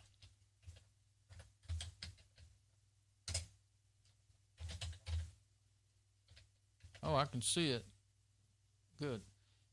TV-setup space check libs. What do you mean command not found? Did I spell it wrong? Yes. I put two S's in setup. It's so tiny I can't see none of it. Okay, now then.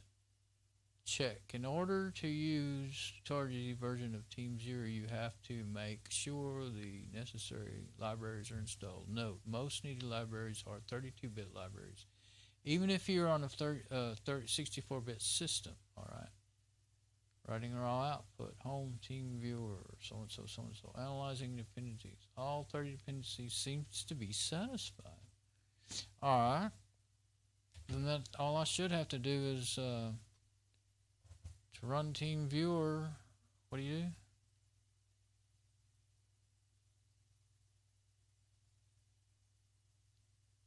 Click on team viewer. Well, I'm already in the terminal there. And that'll tell me what's going on. Team viewer. Tell me if there's any errors, I'll see them. Ooh, look at that.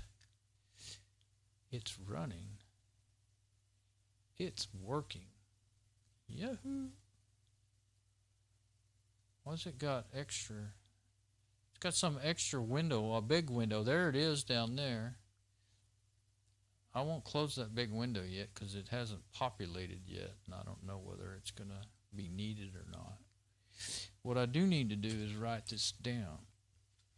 Now I can really show it. How cool.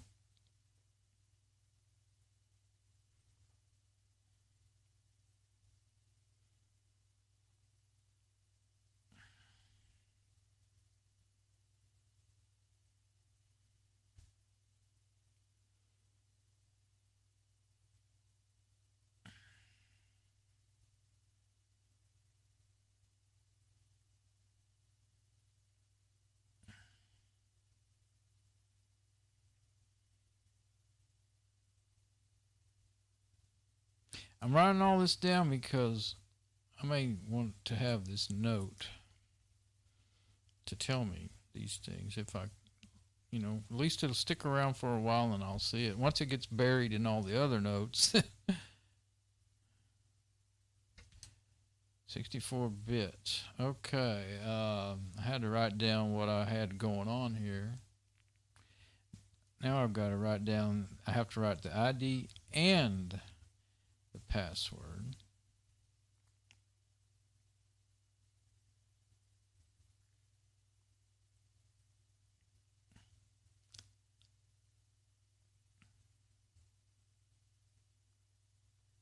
Seems like the ID is shorter than usual.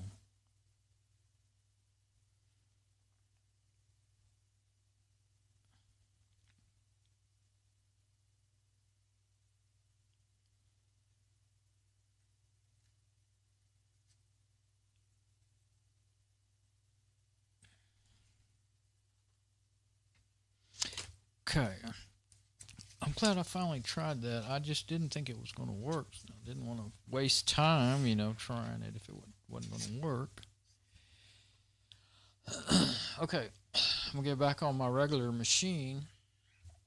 And all this junk that I've been rambling on about, you can see it before I say it. Yeah, as long as I get it all set up right. Come on. Oh, I think I'm on there. Oh. Wait a minute. It's not lit. Oh. Oh, wow. My monitor has a clear, I'll call it a bezel. That's what they call it on laptops. A clear bezel hanging down from the bottom of it. And if you're in just the right spot, you know, looking at that, my KVM switch, it completely blanks out the green light at the bottom that tells me which one I'm on. Because, see, there's a little green light that lights up whenever you're on one. Those yellow lights are always on as long as there's something, you know, a cable connected to it. And the green light only comes on to the one you're connected to. You can't see what I'm talking about now. You can sometimes in the video, but, oh, actually, maybe you can. I don't know. You might be able to see a little green light down there. Well, I could not see that. It just looked like I just kept looking. Where is it? Where is it? And that doesn't always happen. It depends on how I'm setting. You know, how high or low where I'm leaning my head and all that stuff. Anyway, I was sitting at the normal place I set to read the screen, and it wasn't showing up. Now let me get over here. Let's see. Yeah, we're still using the SM58. Get Team Viewer. And it does, well, I think you can view, well, like one way or the other. You can go like 11 to 12 one way or the other. I don't know if you can go both ways. Like, well, I'm pretty sure you could probably view a TeamViewer server with a TeamViewer 12, but I don't know if you could do it the other way around. But let me see about getting connected here. Anyway, I'm using 12. I made sure to use 12. Let me see, 851. Probably have to type, yeah, because that hasn't been in there before. As a matter of fact, I think anytime you're doing it in portable mode, I think you're going to have to type the whole thing. Because it's not going to remember it because it's never seen it before.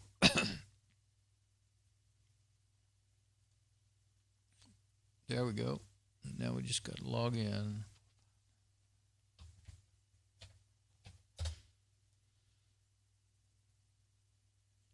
Okay, that's what I've been doing, folks. Right there. So there's a cool thing about Parted Magic. That's Parted Magic 2013. I suppose it would still work on the i486 version as well. And they do have newer versions in 2013, but 2013 was the last year that it was free and open source. They went proprietary. I don't know if they got bought out or they just decided to go proprietary.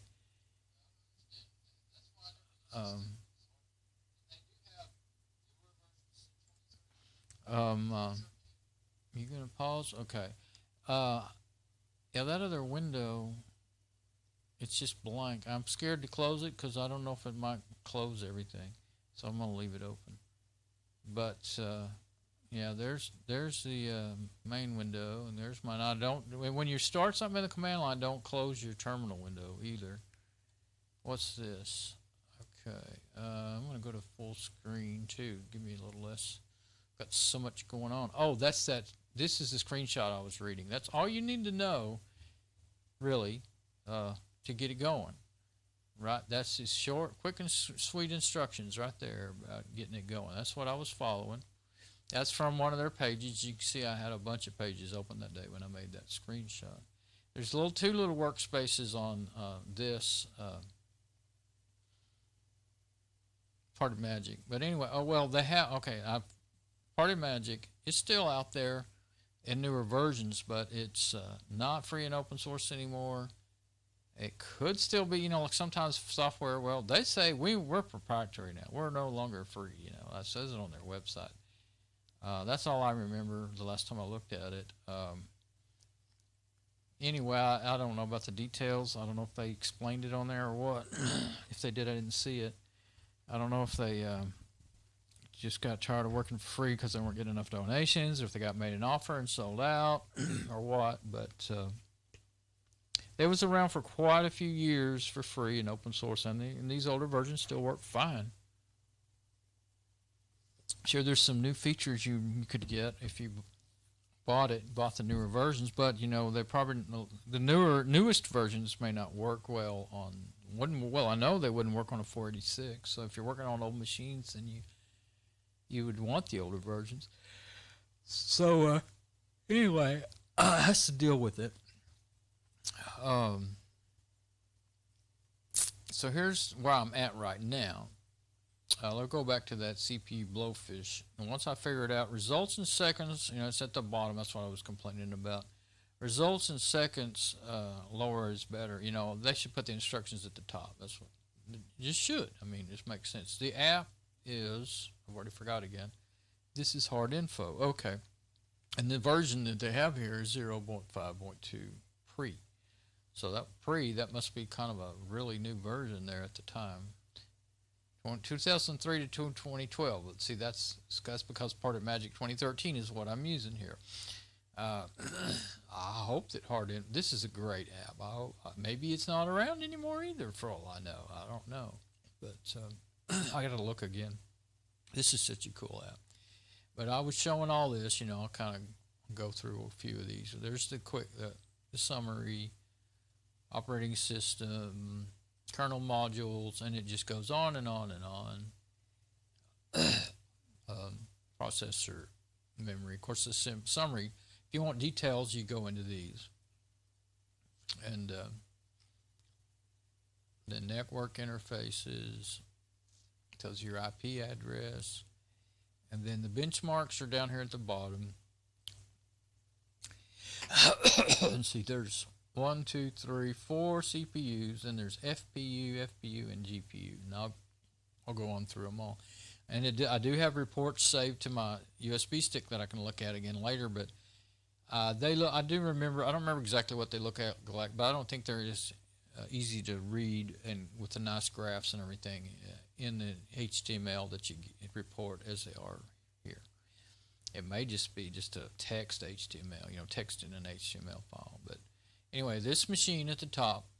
So, but if you keep forgetting what it is, like me, then X2 AMD Athlon dual core processor, and I'm sure that since it was in an E-machines, now it's my ASRock because that's the motherboard I have in it.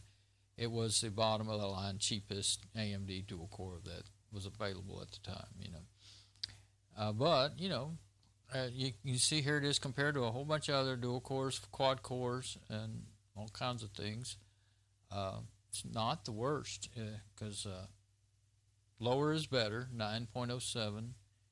There's one that's 681. That's a Intel dual core Extreme X7900 2800 megahertz. Well, this is a 2100 megahertz. 2100. I can't say it. 2110 megahertz.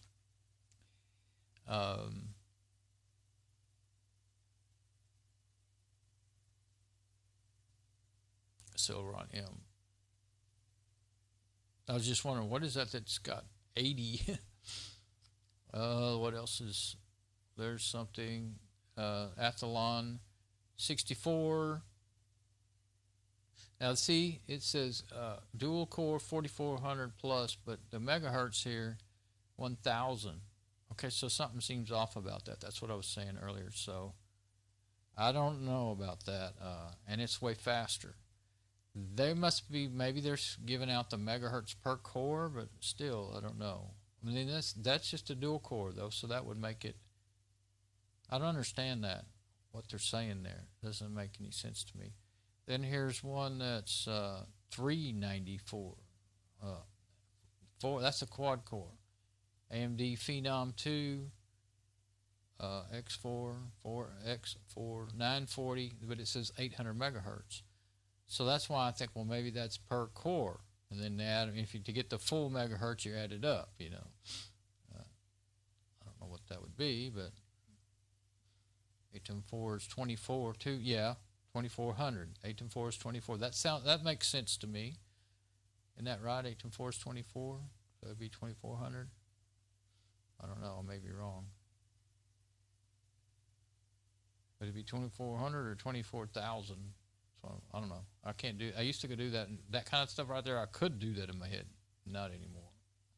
I'm tired anyway. That's my excuse. Okay, so, well, I think that clock's probably right. Let's see. I can't see one. Yeah, 5:04. That's why I'm tired. Because I've been up since about 1:30 or 2 yesterday afternoon. The schedule's all crazy again. There's one that's 911. That's pretty close to this one. Intel Xeon. That's a server processor. 3040, 1862 megahertz. I guess depends on the brand and everything as to how they report. I don't think this is their way of reporting it. I think they're just putting in here whatever that processor, how they tell it, how the manufacturer tells it. That's what I'm guessing. 749 AMD Athlon 64 dual core, 5,000 plus. That just says 1,000, so that would be 2,000. Well, why is it called a 5,000 plus? So I don't know. It's kind of funky, but if you really want to get into comparing, there you go. But one of the things I wanted to know is these benchmark tests, some of those old slower machines barely finish them. Like I said, the GPU drawings, some of them just get hung up and you got to hard shut down the machine. They work the machine. So not only was I working the CPU doing it, and it did great. It did it fast, and I think I've done this before. I know I've done it before. I can probably find my old reports on the power supply, the E-Machines power supply. I don't remember. I don't think it did this well. I guess if I could find those old reports, I could tell, or I could do it again if I wanted to. But when I put that old power supply back in there, but I really don't want to run it much because that's a good motherboard, and I don't want to risk blowing it up with that bad. If that power supply blew up, if it went real, pop some caps or something, might send a surge through there. Kind of hate to put it back in there at all. Maybe I won't. Maybe I won't, just to save it. Because I know I'll probably say, oh, I can just run it for a while. I'll be careful. How are you going to be careful? You can't be careful with random failures, So, okay, so yeah, maybe I shouldn't put it back in there. And then this is crypto hash. Results in megabytes per second. Higher is better. This machine, 131.42. There's one that's a little higher. Quad core. AMD Phenom. That's quite a bit higher. That's double. It should be double. There's one that's the next one, the closest one to it there that's higher is Intel Core 2, 3,000 megahertz versus 2,100 megahertz. There's an Intel quad core. No, that's a Core 2. 4X Intel Core 2 quad. Oh, Core 2 quad. Okay, so it is a quad core. 2669 megahertz. Then what else we got? There's another one, quad core. Core 2 quad. I don't know what that one is. What was the difference or anything? 131. Oh, there's a bunch of them. I was kind of skipping over them because I already forgot what my reference number was. There's another one. Core 2 Duo. There, see, that says 800 megahertz. And 163. There's a whole bunch of them. So this is a good test because it helps you visualize what your results mean. It tells you, and because even with that many processors to look at, you're bound to have seen, like me, I've had some of these other processors, or at least I got an idea of what they are. Like maybe that one, Core 2 Duo. Well, no, I'm not sure. I've got, well, what else? Dual cores do I have? The one in the laptop, I can't remember. I know it's a Core 2 Duo, says it on the sticker on top of it. But I don't remember, like that says T9500. I know it's not a 2593 megahertz. It's an even 2 gigahertz. So it would be 2000 megahertz, right at that. And some of them I saw in one of these, it said, laptop processor.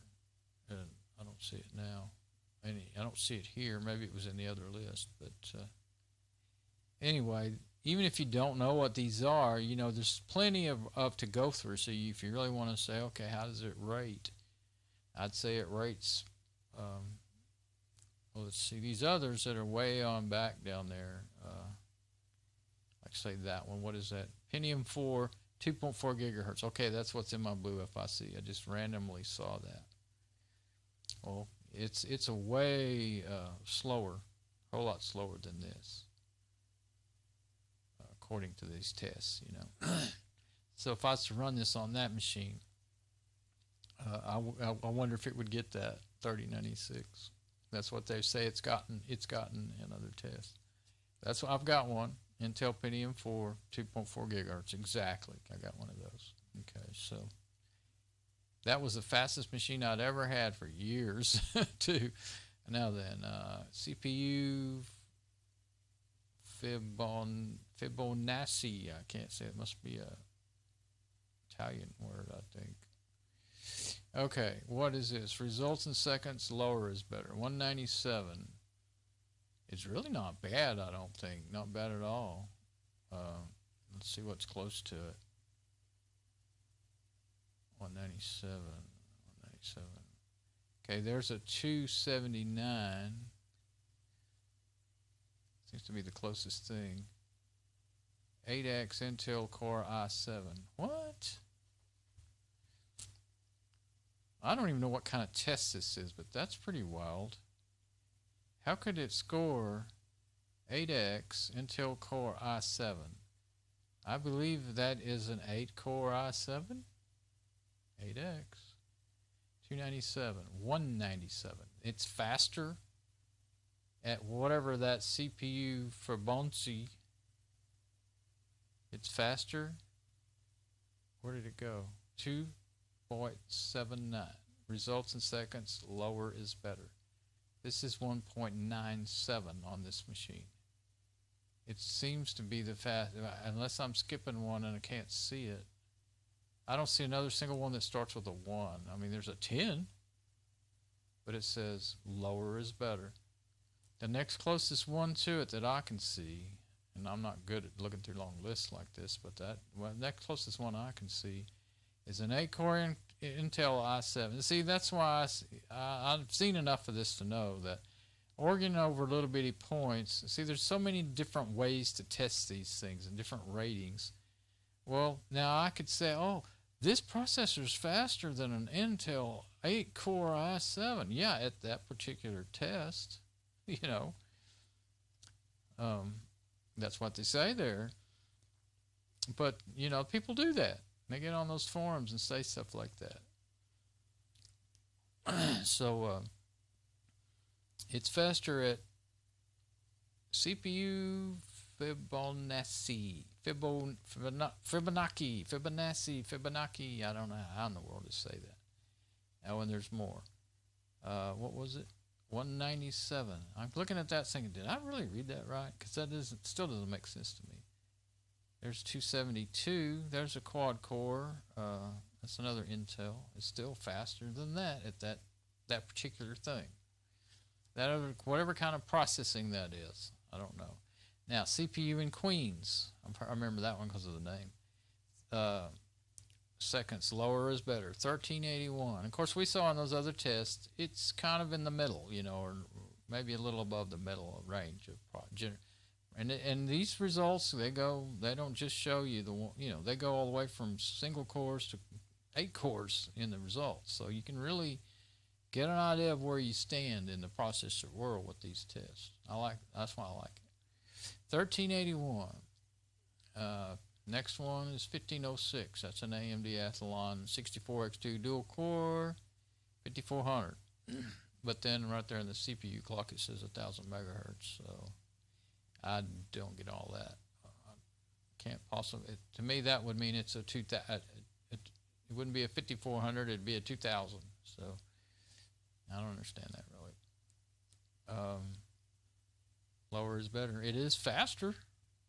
Maybe that's really real. Maybe that's an old, maybe it's an older version. But if they're really making some deceptive looking model numbers, if that's the case, if it's really only at 1 gigahertz,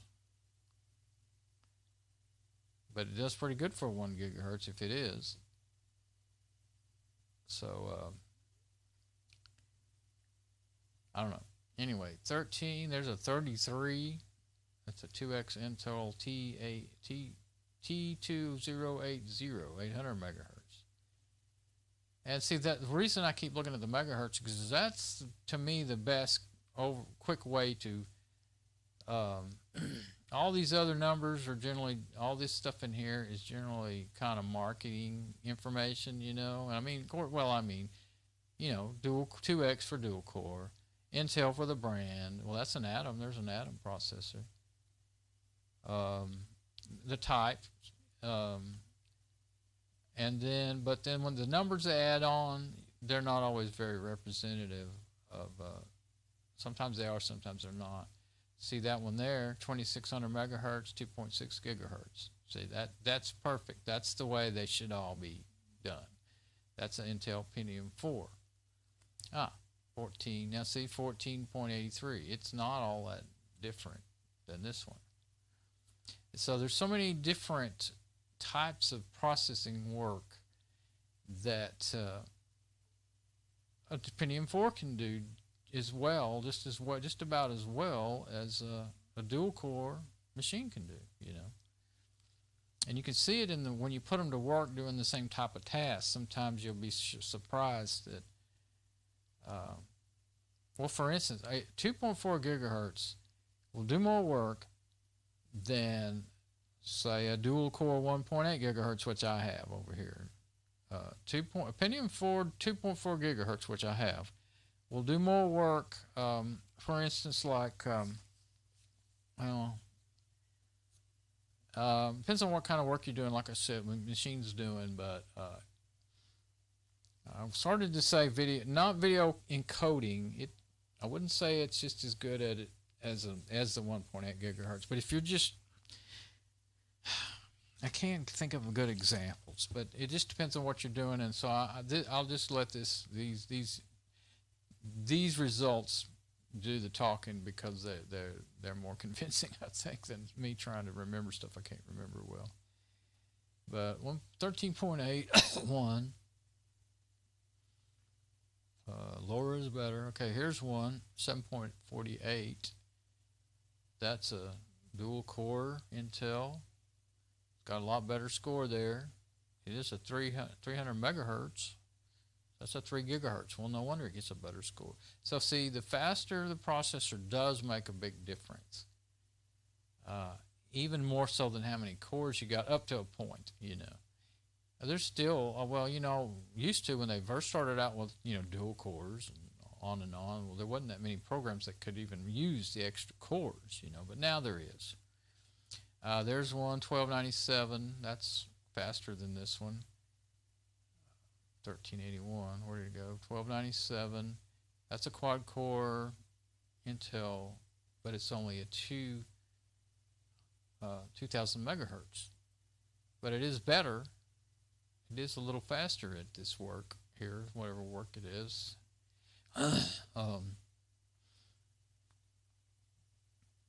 Yeah, this is what I was wanting to show earlier. This is all 2 days of messing around trying to find this app right here. I just could not remember where I could get it, where I had it, used it.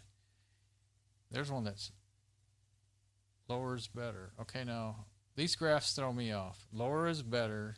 I mean, the graph should be, if it's less, it should show less, but it keeps jumping back and forth. More is better, less is better. More is better, less is more is less. Okay, so yeah, you always think of the further the graph goes over, the better. You know, that's the way I normally think. Okay, so 94. This is an Intel Celeron M. What? Lower is better. How could a Intel Celeron M, that is an old processor, 1.4 gigahertz, 1394 megahertz, be a 94.05? Okay, that's the kind of thing I'm talking about. I didn't expect that. But that's what exactly. Now, whatever this is that it's doing, that old Celeron M, it's not even a Celeron D. Well, now I could be mixed up, but it's a 1.4 gigahertz. That is a frickin' slow machine. But at this work, it's a screaming demon, even compared to this dual core 2100 megahertz. So you can't just say more megahertz is faster. You can't just say more processors is faster. It's so many factors as to what you're working on. One of the biggest things is what kind of computations is it doing, you know. So anyway, there's a bunch more. Now let's see what this FPU FFT results in seconds. Lower is better.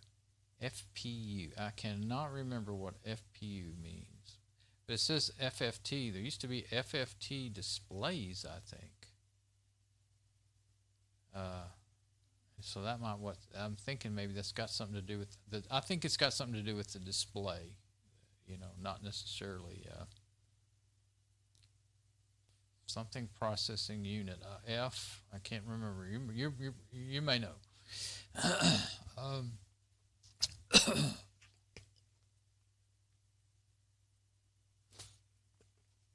So I won't go over this so painfully long because I don't know what all this is.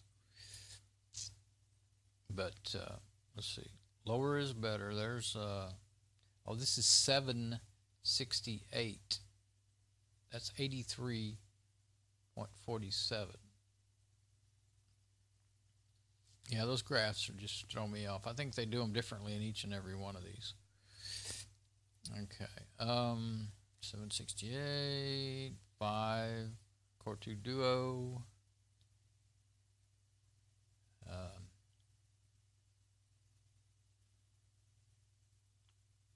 AMD Turion. Pretty close. Oh, then there's one that's 4 something. Core 2 Duo. So, there you go. Now then, retracing, FPU retracing. I know that's graphics. Retracing is graphics. So this is the test of the graphics chip, you know, the GPU. These are not tests on the CPU anymore, that one or that one. Of course, this one has the built-in onboard, you know, GPU, graphics processing unit. Not sure if it's, can't remember if these are on the chip with, you know, with the CPU or they're a separate little chip for the graphics on this one. I'm not sure. Keep forgetting to check into that. So result lower is better. 1696. Pretty good. Must be fairly decent. There's one 1638. Intel Core 2 Duo. They're just listing the processors, so maybe it is built into the processor. They're not saying something separate like a GPU chip, you know. So maybe maybe they are mixed in with it. I mean, a part of it.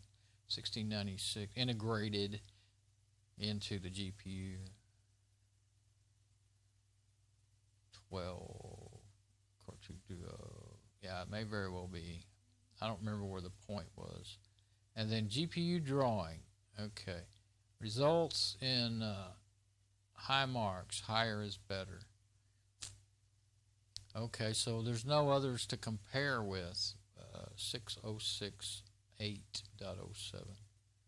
They're not giving any others to compare with. I don't know why. Maybe they never do in that section. I'm not sure. But anyway, that's a painstakingly long run through. But this is the cool app that I've been wanting to run on this thing. And there's the disk cloning. I think that's CloneZilla. Let's see. Yeah, I'm pretty sure that's it. That's the app I would use to clone Mom. Yeah, CloneZilla. To clone Mom's.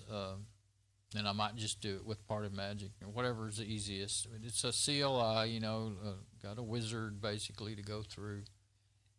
You got to really pay attention and follow the instructions. And there are a few things that are not explained in the instructions that I've learned. So I'll make a video on that when I do it. Oops. Yeah, okay, that's all my stuff. Let's see. Temperature monitor. I never saw that before. Well, looky there. Yeah, if it was in something I could read, it meant anything to me. It's in C. Probably why I don't. If I ever did see it, I forgot it right quick. So if you're into centigrade and Celsius, whichever one they're using there, there you go. It's absolutely meaningless to me, and I'm not going to go get out a chart and try to figure it out. Okay. It aggravates me when they don't give both. Half the world uses Fahrenheit, and the other half uses centigrade, Celsius, and all. And some people use both because they live close to us in the U.S. And I'm looking at what else is in here.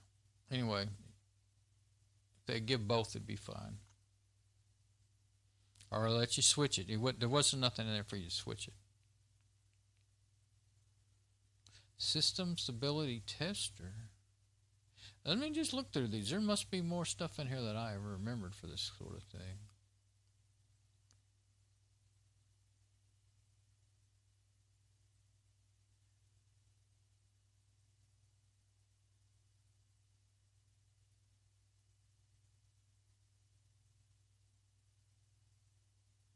Let's see what this is. System stability tester. Please wait. Okay, we will wait. Oh, look at that.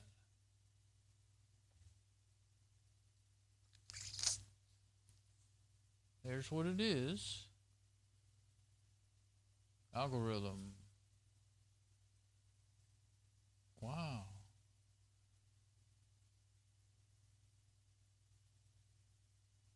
Put it right there. I just have to have it in a better place for me. Well, I've never seen this before, so I'm not going to try to, change anything at all. I'm just going to say run. There we go. Calculating digits of pi. It's calculating pi. Huh. Not Raspberry Pi, but the actual equation that the Raspberry Pi was sort of named after, I guess.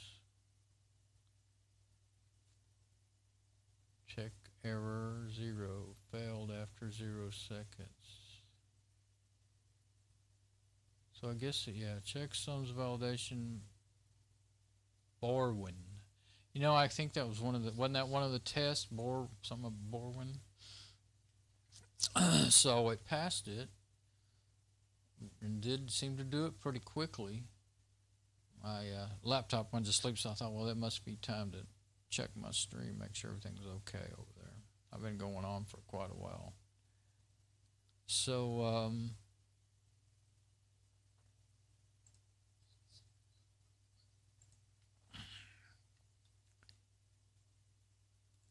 fonts, update, about, exit. Oh, this stuff here you don't change. You could change to,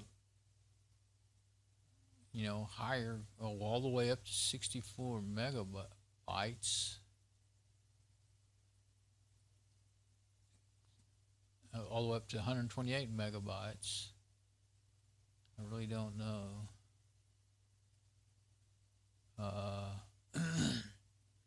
I'll try a megabyte. Let's see. Threads 1 test. There's a button there that says update. It might be useful to update the app. I don't know. Let's see.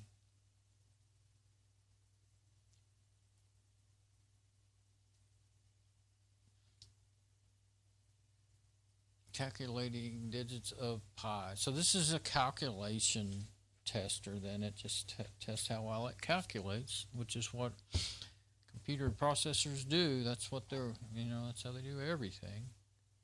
It's one thing. I took a Python programming class. It passed.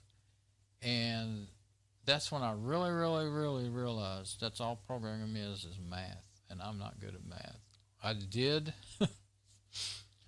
I tried to take 3 classes at once from the Google Udacity, and that was a big mistake. I tried to take how to build a self-driving car and something else, and they were way over my head. Something about, vision, computer vision. I think I took something about computer vision. And the Python was actually the easiest one.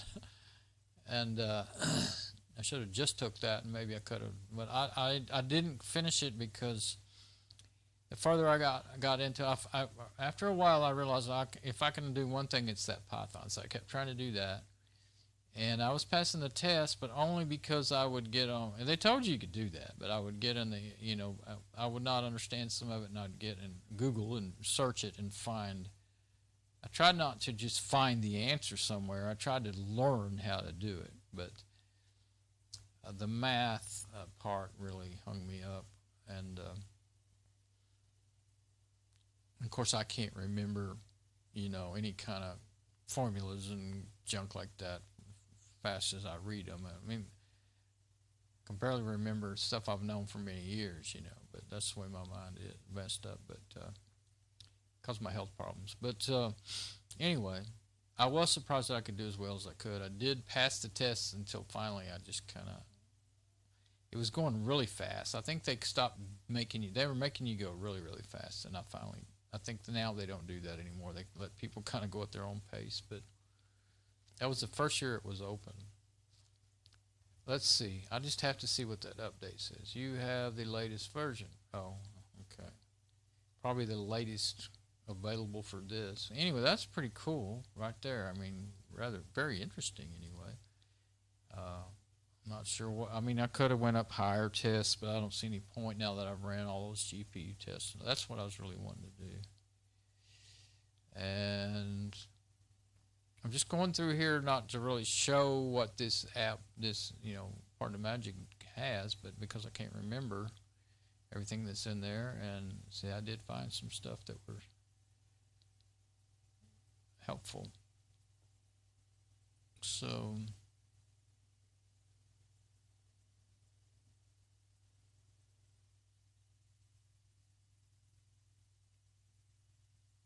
you can download. I've done this before, but by the time you download the definitions and everything, unless you've got a lot of memory, like maybe with 2 gig of memory, you could do that. But if you got 1 gig or less, then if you download all those definitions, they can be, I don't remember how big they are. I think they might be 100, 200, 300, I don't know, megabytes, plus you got to run the app in memory, because you get the definitions by doing that, but you still have to run the app. And don't think it has a GUI. I think you have to run it in the command line, which is a little, you can do it, but it's harder.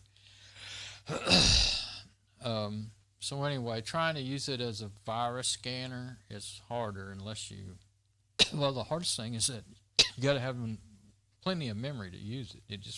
And if it runs out of, your machine will run out of memory and lock up before you get it done. So those other ones that are specifically for virus scanning are better. Other distros, Linux distros. So you don't need to start networking. It happens automatically now. The older versions you had to always click start networking. So yeah, there's no VNC server on it, but there's a Tiger I know it's Tiger because I recognize the icon, VNC viewer.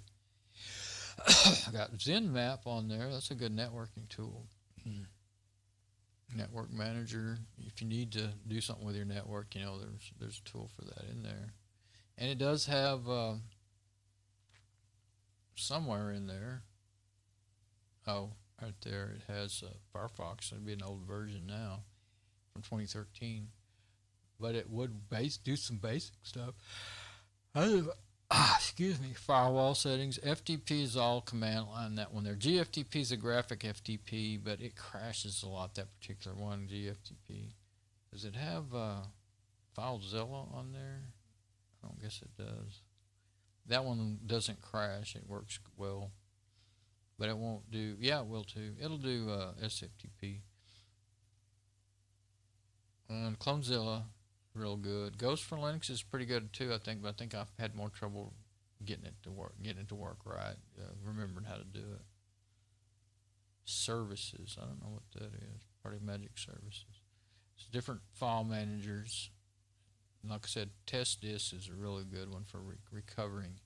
I think it's the best. Like PhotoRec, you can recover photos and stuff off your hard drive if it's got broken partitions and stuff, lost partitions, but it's just for photos and stuff like that.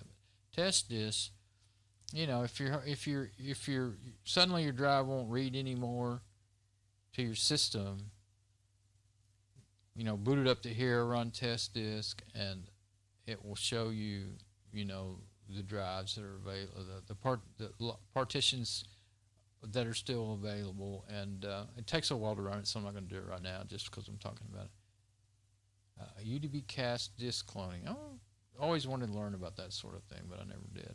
Okay, so anyway, glad I did that. I guess I should have done that to start with. Well, I needed to kind of see what I would be getting into to upgrade. I don't want to do it to this unless I decide to keep this processor. There wouldn't be any sense in it, really. Let's see. Now, I'm using remote desktop, but I'm just going to, no reason why I can't, we get out of the full screen view, no reason why I can't just shut it down from here, because that's all temporary stuff, you know. Everything here is running in the live file system. I could close that file browser. I mean, it really doesn't matter. I could close that to see what happens. I'm curious enough. Okay, so it didn't break my, I didn't think it would, but I didn't want to chance it. It didn't break my, and there's that instruction thing. So now if I close any of that, of course I'll lose my remote connection. So that's the only thing I got left running is TeamViewer in portable mode. That really is in portable mode there. And I'm going to hit log out. Now then, I'm going to say turn off the computer. And it'll probably freeze at some point or go blank altogether. I can't remember what TeamViewer does. Well, it's shut down, so it froze just like that. It's down. I thought I quit hearing it, and I see the blue lights out. So that's what you got now. Cool. I am so glad I was able to not only able to run those tests, but I'm glad I was able to get the TeamViewer to work in there. Let me get that stick out of there.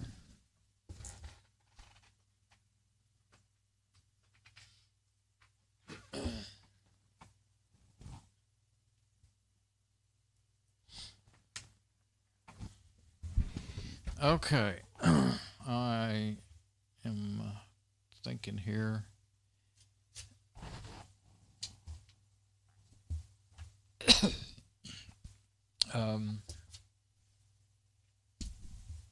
Yeah, look up the 8300 processor. Do I want to do that now, or do I want to? I'm getting hungry, but I can see what time it is here. I'm going to eat. I'm going to be tired, and I'm not going to want to do any more after that. So I almost want to do, but really that's going to take a little time to really do that right. So I think that I'm too hungry to really get into it. I'm going to just review what I have already seen. I want to see that right quick. Well, I mean, I just want to see what kind of links I have. If I can get my, seems that my browser's not wanting to, still working on, there it goes, still working on, can't remember, yeah, AMD A3, there we go, yeah, that's my most recent stuff. I'm just going to open all those. That's probably not a good idea. Okay, there was my search, AMD 8300, ASRock. Yeah, I put in the actual the actual motherboard I have. Okay, now. Oh, yeah, this is a list that they say are supported.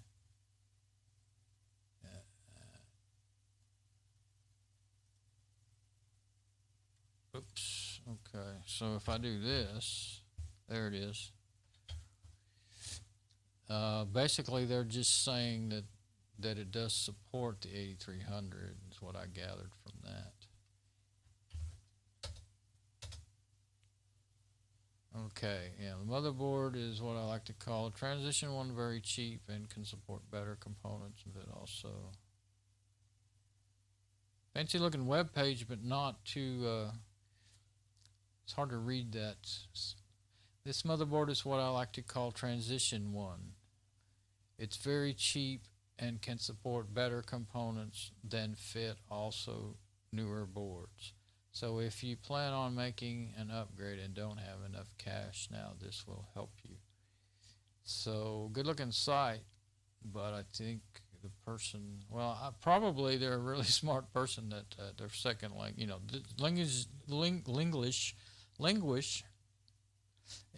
Spanglish is their second, third, fourth language, whatever, you know.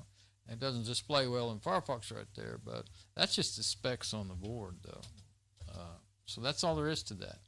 So who they are or anything other than that, saying average user score for what? For the article or for the board? Okay, yeah. It's a well-liked board. I like it. Now here's some more discussion on it. Here's the actual pages on it. And what's this? CPUupgrade.com. Support and specifications. Compatibility list.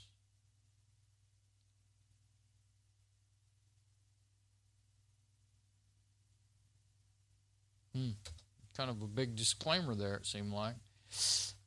So, socket AMT 2 Plus. Of course, if I want to know all that, I'll go over here. What it is, okay, support up to 95 watt socket AM3 Plus processors. Support up to 95 watt socket AM3 processors and AMD Phenom 2x6-432, except 920 and 940. And on. It supports a lot of processors and quite a bit of memory too. Sempron processors, AM2 Plus, AM2, Phenom, FX. This is why I believe it will do it, because what they say, you know, it will do. And I just think that some of these processors that are available today just weren't available at the time this board was made, but I don't think they changed. From what I'm gathering, they didn't change the technology, you know, that it's not, I mean, if it's an FX or Phenom or whatever, I think it should work. Just as long as you don't put a 125 watt processor in this board, it won't handle more than 95 watts. Stuff like that, you know. Supports untied overclocking technology, supports hypertransport technology. The chipset is NVIDIA GeForce 7. Anyway, that's the video. Because this is not they are NVIDIA motherboards, I believe. I think there are now. But this is ASRock. Okay, memory. DDR3, DDR2. 2 DDR3 DIMM slots, so and so. It goes 1600, 133, 1066, 800 non-EEC unbuffered memory. Maximum capacity 8 gigabyte. I wish it was a lot more than that, but it's not. At the time, that wasn't bad, you know. And then 2 DDR2 slots. That's what makes it so unique, because you can, that's how they made it to where it can support so many different processors, all the way from what I got in it, the dual core, to the 8 cores. Same thing up to 8 gigabyte. Integrated in the CPU, and due to operating system limitation, the actual memory size may be less than 4 gigabyte. That would be if you had, there you go. Windows 32-bit, and so on. Well, of course, I'm using Linux. Don't have to worry about any of that. Whatever the board will support, Linux will see it. There's the BIOS it has, and I don't know why it says AMI legal BIOS. I don't think, when you boot it up, I just think it just says AMI BIOS. Maybe they're saying it's legal. Is there some illegal BIOS somewhere out there? I don't know. There is a Linux BIOS that's what's it called? Linux replacement for BIOS. I always wanted to try that, but of course I wouldn't do it on any machine I used a lot. I'd be scared I'd break it for good.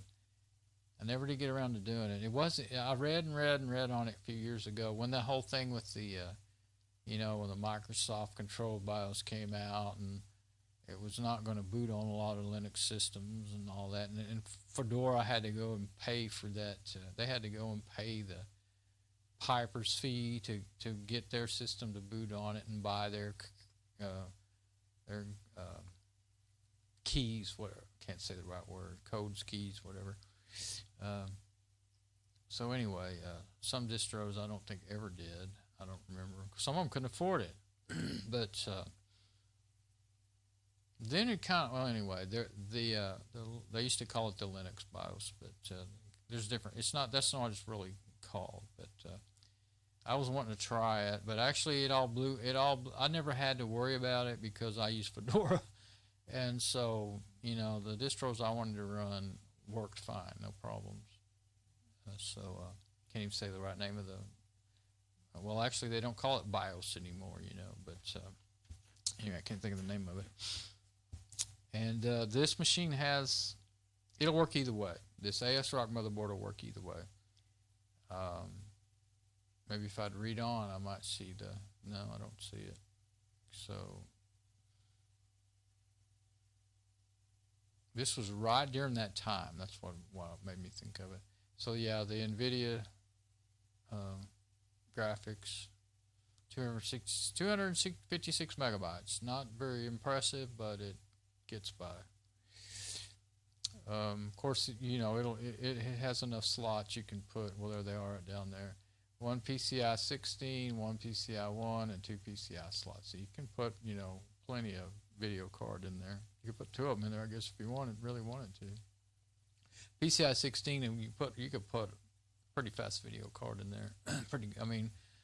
Well, for me, I mean, I don't even have a 1 gig video card, so 2 gig, that'd be fantastic. You know, 5.1 audio, and then it does up to 1,000 megabits, so it's a gigabit Ethernet,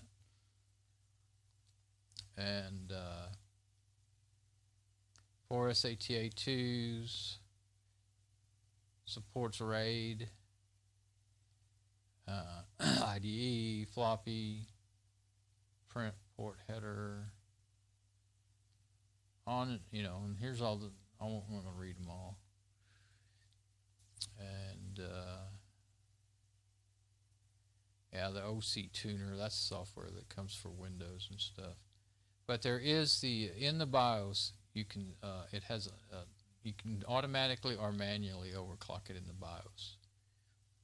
Or you can use this Windows software if you're going to run Windows, and you can actually overclock it from within Windows. I guess it talks to BIOS and everything. And I tried a bunch of this software. I did try it in Windows 7, and some of it was really power hungry, and mostly it was just too power hungry. It all wanted to run, and I had to uninstall it to get it to quit, you know, booting with the system. I think most of it, and I don't remember the details now. But none of it was anything I really wanted anyway. Once I saw it.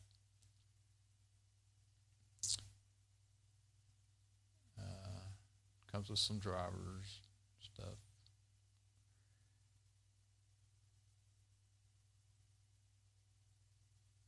I didn't remember that it came with 2. Says it comes with 2 SATA. That must be why I have some SATA cables in my box of cables. Got 2 that right there and then there. Right now it's actually using an IDE hard drive. Right? Yeah, I believe so. So I didn't have a SATA that I could put in that machine. Yeah, okay. Temperature, chassis temperature. Power fan tachometer, CPU quiet fan, voltage monitoring, 1253 P-core. Microtics form factor. Now that's important to know about whether or not it'll fit your box. That's for sure. It will fit in a big box or a small box down to, I think it'd fit in one of those cube style boxes even. But it'll also, well, you know, the one it's in now, when I was in it the other day, I showed how one of the, that particular box, it fits is fine. It's a good size box, medium size. But it doesn't have enough standoffs to, those moving ads are distracting me. One corner is hanging in the breeze. It didn't have enough standoffs. There's no hole there to put one in on that machine. OS. Windows 7, Vista, XP. And that's it. Didn't mention Linux. Some boards do mention they'll run Linux, but before I bought it, I made sure that I found out that people were running Linux on it without any problem.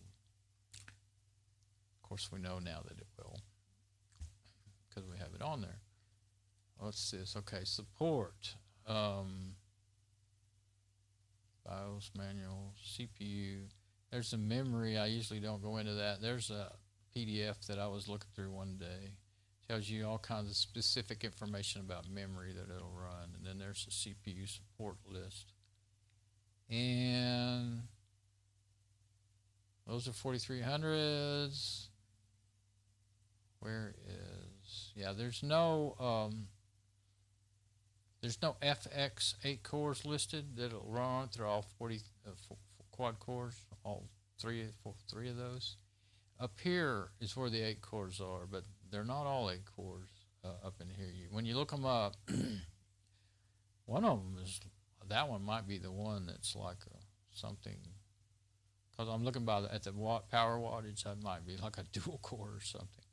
But the 8 cores that it's AM3 plus. Well, the ones that are listed here, Opterons, they're expensive.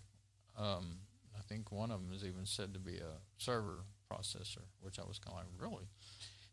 But there's several 6 cores, and I found a couple of those used, but they were $70. I don't know if it's $70 with shipping or plus shipping. I can't remember now. And so anyway, the processor. Oh, AMD. I want to go to Amazon and go look at that processor that I'm interested in. And let's see here. I think that might be it right there. Yeah. Okay, 8300. Let's just go straight to it.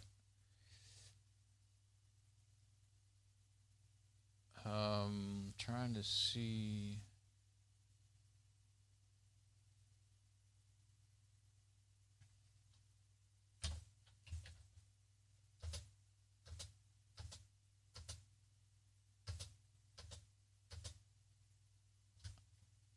It's an FX. Okay, it is an FX. That's what I was really wanting to remember.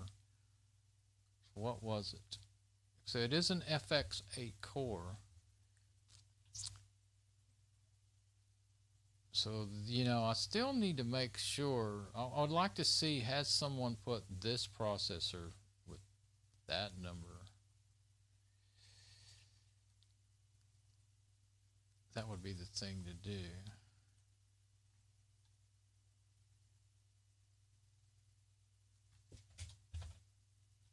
There. Let's see what happens when we do that. Now, this was some of the discussions.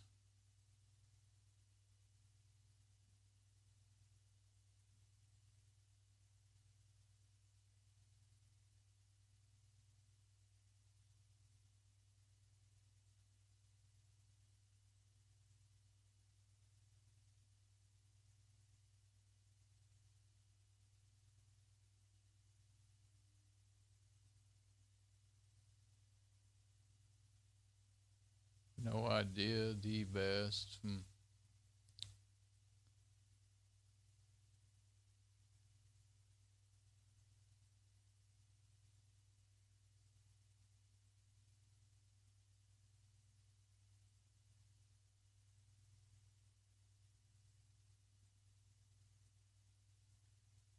Oh, there's the one where the guy's saying, well, they're really the same processor, just has more cores, you know, which kind of makes sense. So anyway, yeah, that's why I saved that one, I guess. That's kind of, I mean, there's no really qualification to all this opinion here, but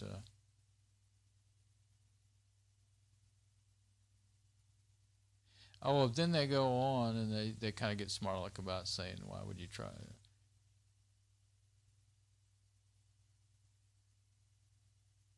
Processor, same power as 4-core processor, identical. Oh, then they start being, it sounds like they're saying you could do it, and then they start being all smart-ass about you shouldn't do it because you're an idiot, you know. But there's no qualification, you know, nothing to back up any of what they're saying there. It's kind of funny. It tricks you. It says it has a 3-phase VRM. Now, when I think of 3-phase, I think of 3-phase electricity, AC electricity. That's a whole different world. So, not that there's not other types of phases, but let's put it in there and an OC on it, overclock on it, no problem. It's possible as it should be. Should you do it? You tell me. So anyway, and it just being a smart aleck for whatever reason. I don't know if I ever went to those links. Oh, that one's no good. Is that one any good? This is on their support. Oh, that's to ask. Oh, how about that? Go ask ASRock.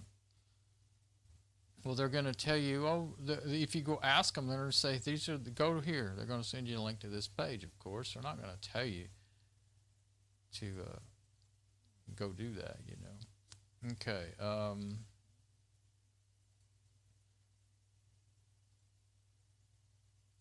Okay, now. Will work with the 81st solve. That looks like one of the ones I already saw. I know that's the one I already saw. And it's just a bunch of arguments, and nobody really ever decided anything about it. They never proved any points necessarily, maybe a few here and there.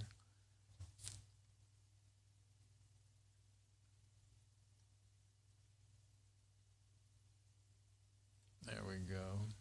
And put it in my little... If it'll go ahead and go in there, let's see. Uh-oh. Just doing that. Now see, I clicked over there to go to my system resources, and it didn't. That means whenever I overwhelm my machine, that means my audio may be cutting out or something, or even worse. Dad, God, I hate that. I've been going a good while, so I guess. And I hope I didn't just lock up my whole machine. There you go. If I close that, that'll help a little bit. Okay, I'm going to have to close Amazon because it's a really heavy resource user. There, that should help. I don't know what was happening because I couldn't get over there to see, but now I'm okay. Okay, so this one I'm pretty sure I know I've been to that one and read over it quite a bit. Let's see what else.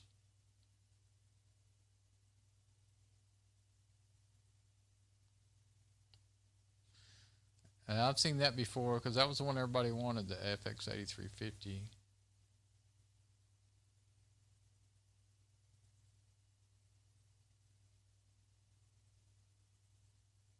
Oh yeah, but that's 125 watt.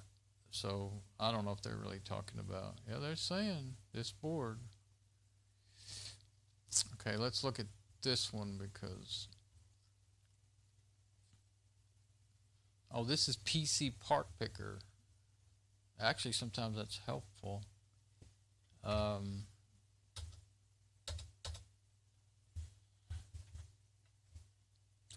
You might see something you never even thought about, you know. Well, that doesn't seem to be on that page. So why did it come up in the search results?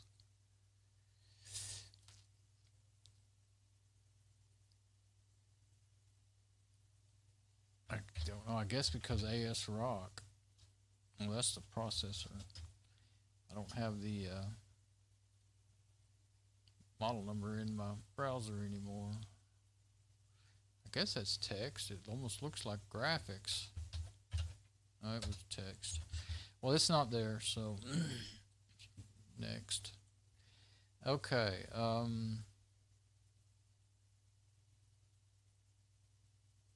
Oh, that's right. I keep forgetting the A350 is 125 watts. I think earlier, or when I first got the board, I had forgotten that little detail. So this whole thing is about that.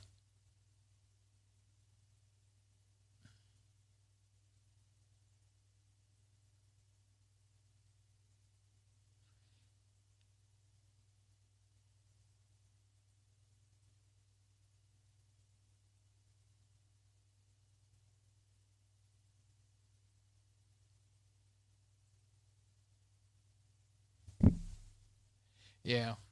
Well, you can look on if I could have left that Amazon page, I could have saw one there probably on that related stuff, and you can see it's 125 watts. I had forgotten about that. Don't think there's any 8350s that are 95 watts. I think they're all 125 watts. Well, I mean, well, I think there are slightly different versions. Like say the Black Edition, for instance, or something like that. So. This one here, I believe, is the one where all they did was argue. Trying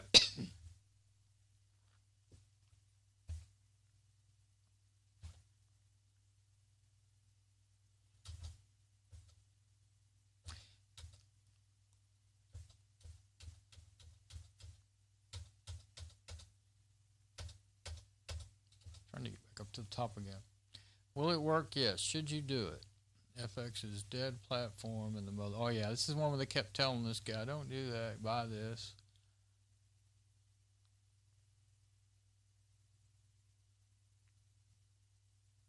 And it's VRM, the voltage regulator modules. I've went into that in one of my other videos about. I did a bunch of research on some Asus motherboards. I was thinking about getting one, and it just taught me a lot about all that.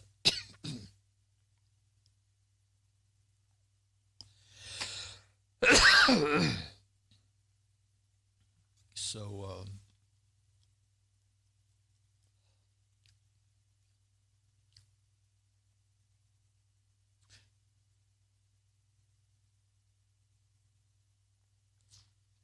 yeah, this didn't really give me anything to.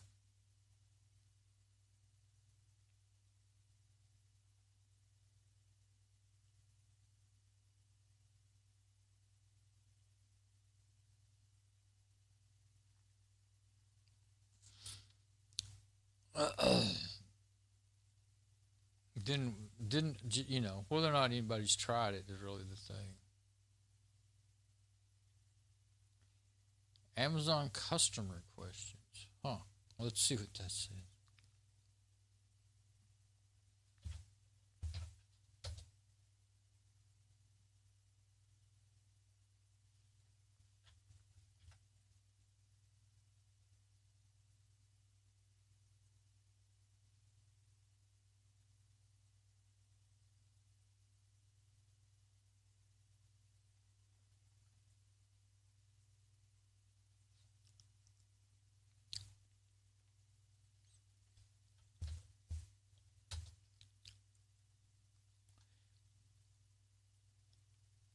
I don't think this is anything about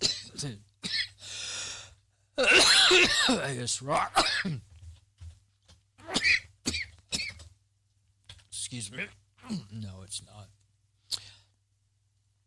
My search results is bringing up a lot of, the way I did it, bringing a lot of separate things. Okay. 8300, select GPU, select RAM, select game. Oh, that's about what games will it play. Crysis. I don't even know what Crysis is, but that's the running joke. Well, but will it run Crysis? They'll be talking about a Raspberry Pi or something, or a Adreno or something. Project boards, Okay.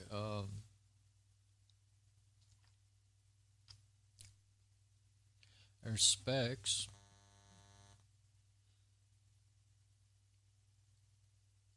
Well, that's not something I have, I'm looking for. So evidently there is not a lot to be found, because it just trails off into completely different subjects from there.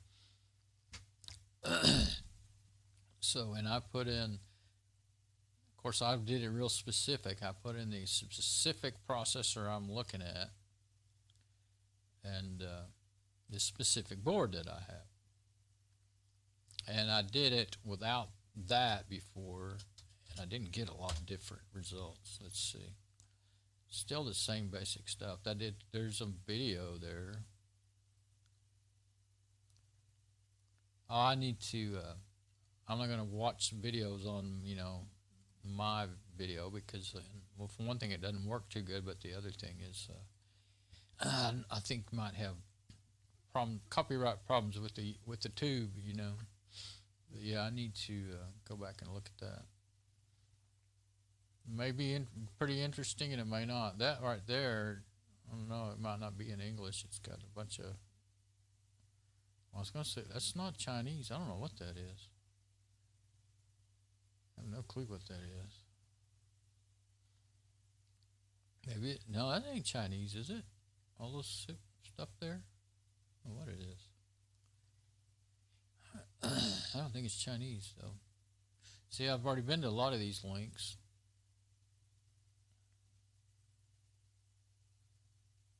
There may be more information than I thought. I had gotten really specific.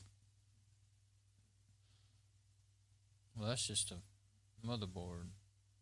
No longer available. Okay. Yeah, those are just... yeah.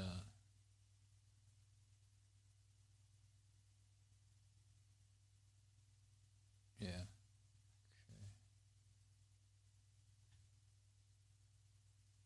There we go.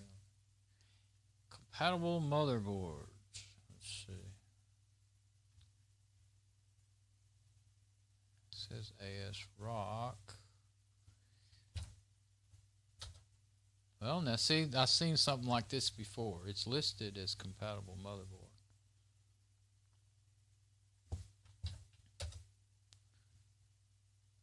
And on this site, PCSpecs.com. Now, I mean, I don't know anything about it, never seen it before.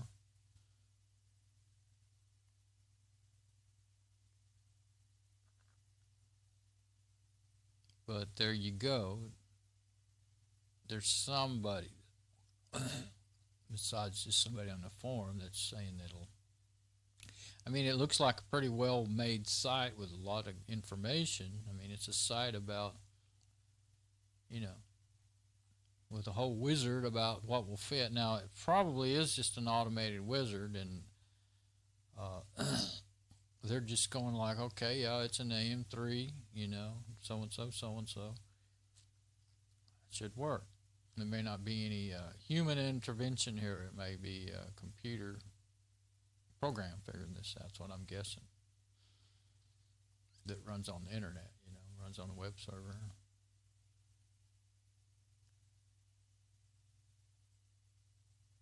But that's something. I mean, it tells you. It does have all the specs in there. I mean, it's really got detailed specs. I mean, that's all the stuff you learn when you download the PDFs, the memory and everything. And, well, I mean, a lot of it's right here. Well, I just showed it a minute ago. But that's the most interesting thing I found so far.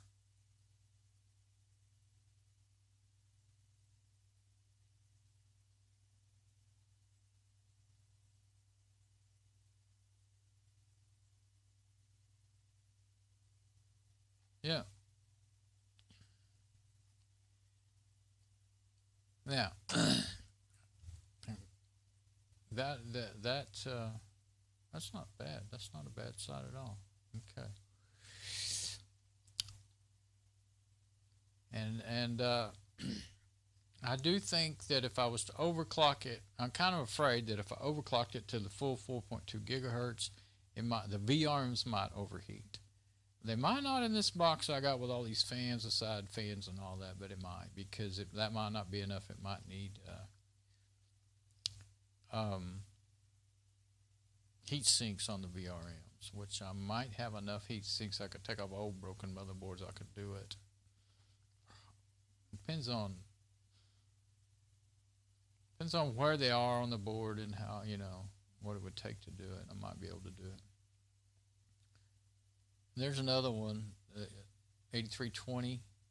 Those were the ones I were looking at because they're always cheaper than the 8350s. But some of the, I think, I don't know if those are all 95 watts or not. Can't remember right now. I know that they, well, they're actually slower than this one, the 8300, and cost more.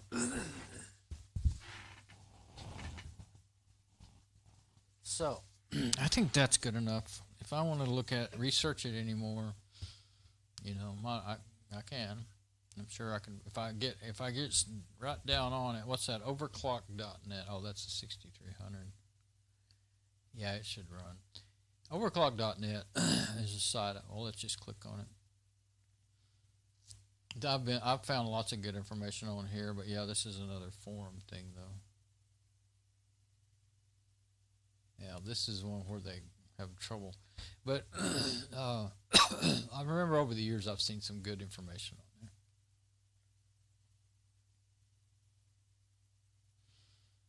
What's this? Validator.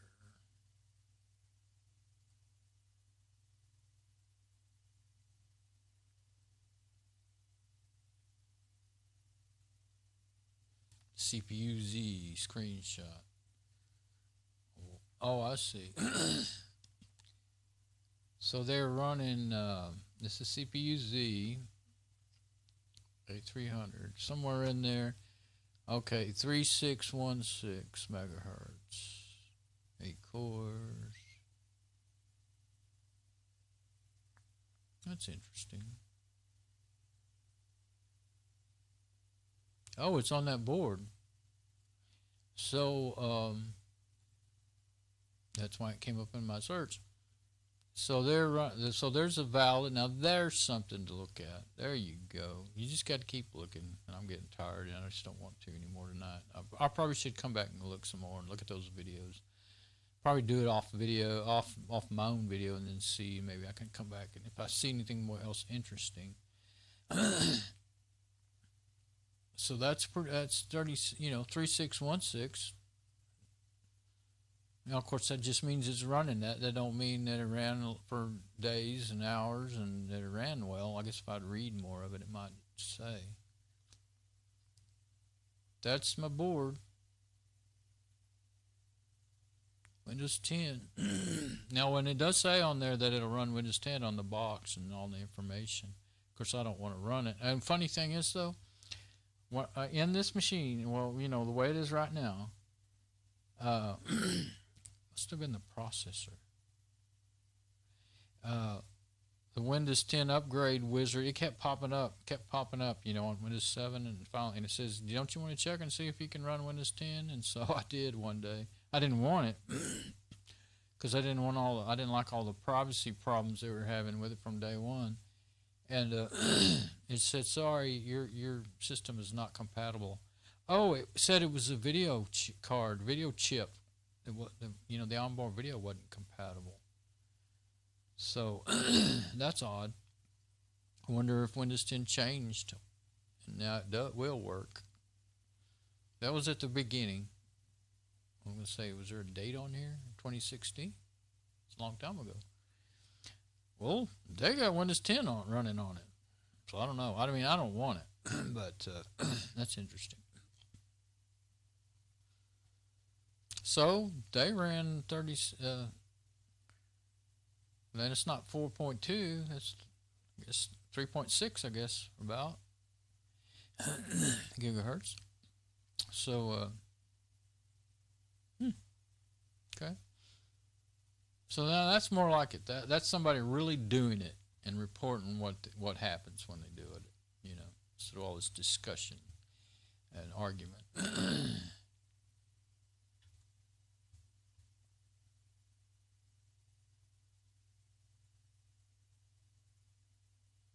Well, that's not English. Okay, what do we got here?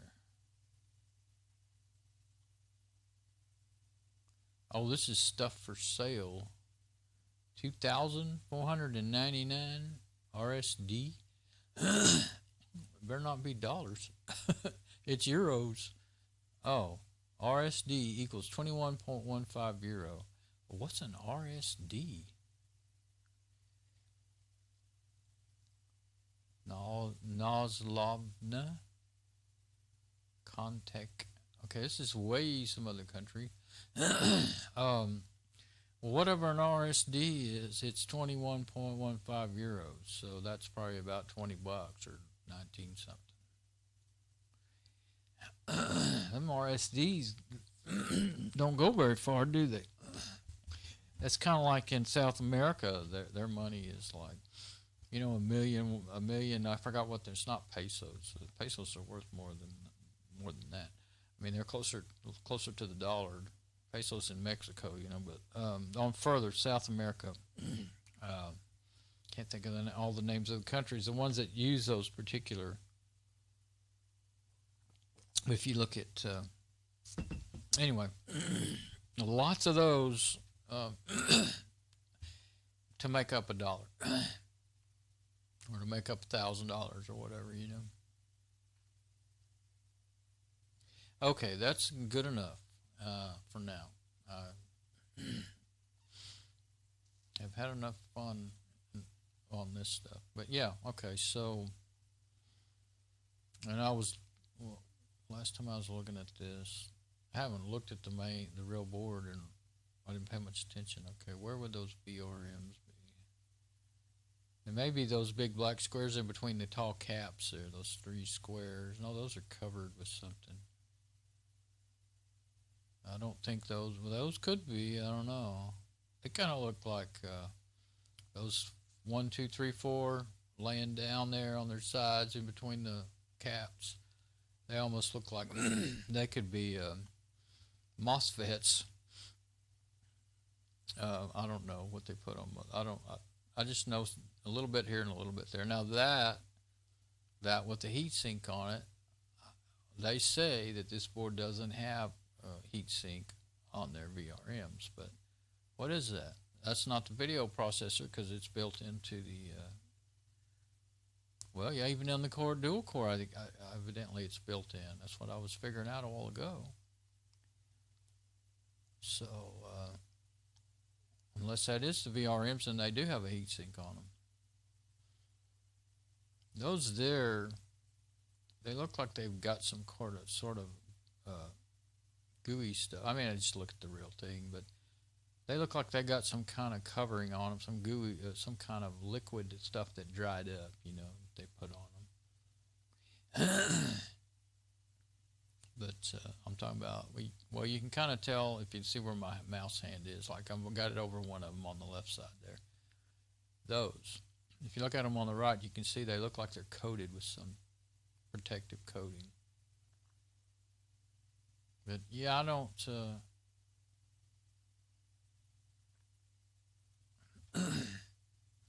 never did try looking at videos. Let's see.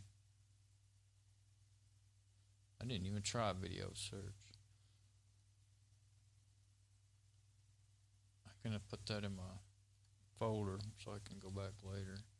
Now images. I wonder if there's anything about the VRMs in the images. I just thought, well, I could probably find a image that'll show you exactly where the VRMs are.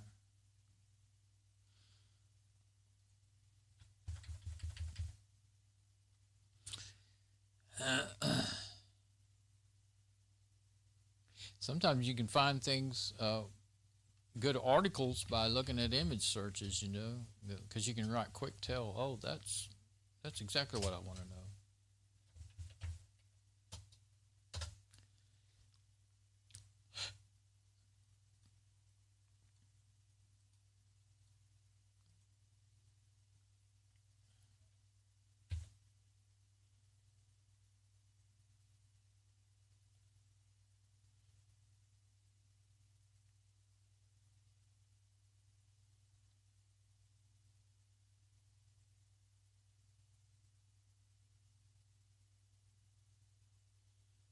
No, I thought maybe there might be something about the VRMs in that bio screenshot, but box looks different than mine. I don't know where it is, but I still, oh, I had pictures of it. That's what my box looks like right there. I don't know what the difference was in that one. Oh, GS4, newer model, I guess. Yeah, this is what I've got right here. Just a GS.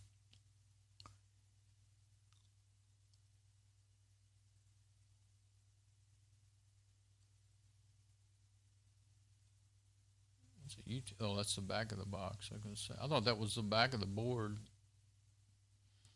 Okay, well, but I don't believe you can buy them hardly anymore. Well, look at there. I paid $59 for mine brand new, and there's one. Guarantee it's used for $48. One time, not too long ago, I looked for them. There's one they want $70 for used. See what I'm saying? Evidently they're still useful enough. ASRock certified 4GB memory kit. Oh gosh, come on. ASRock didn't certify that. It's in the memory list that you downloaded from the PDF. It's certified. Come on. Yeah, I'd buy that.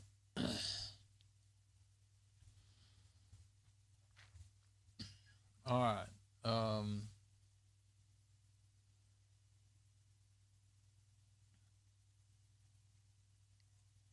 Close that so I won't do any more searching.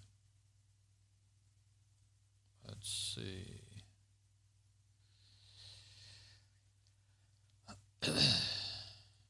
Okay.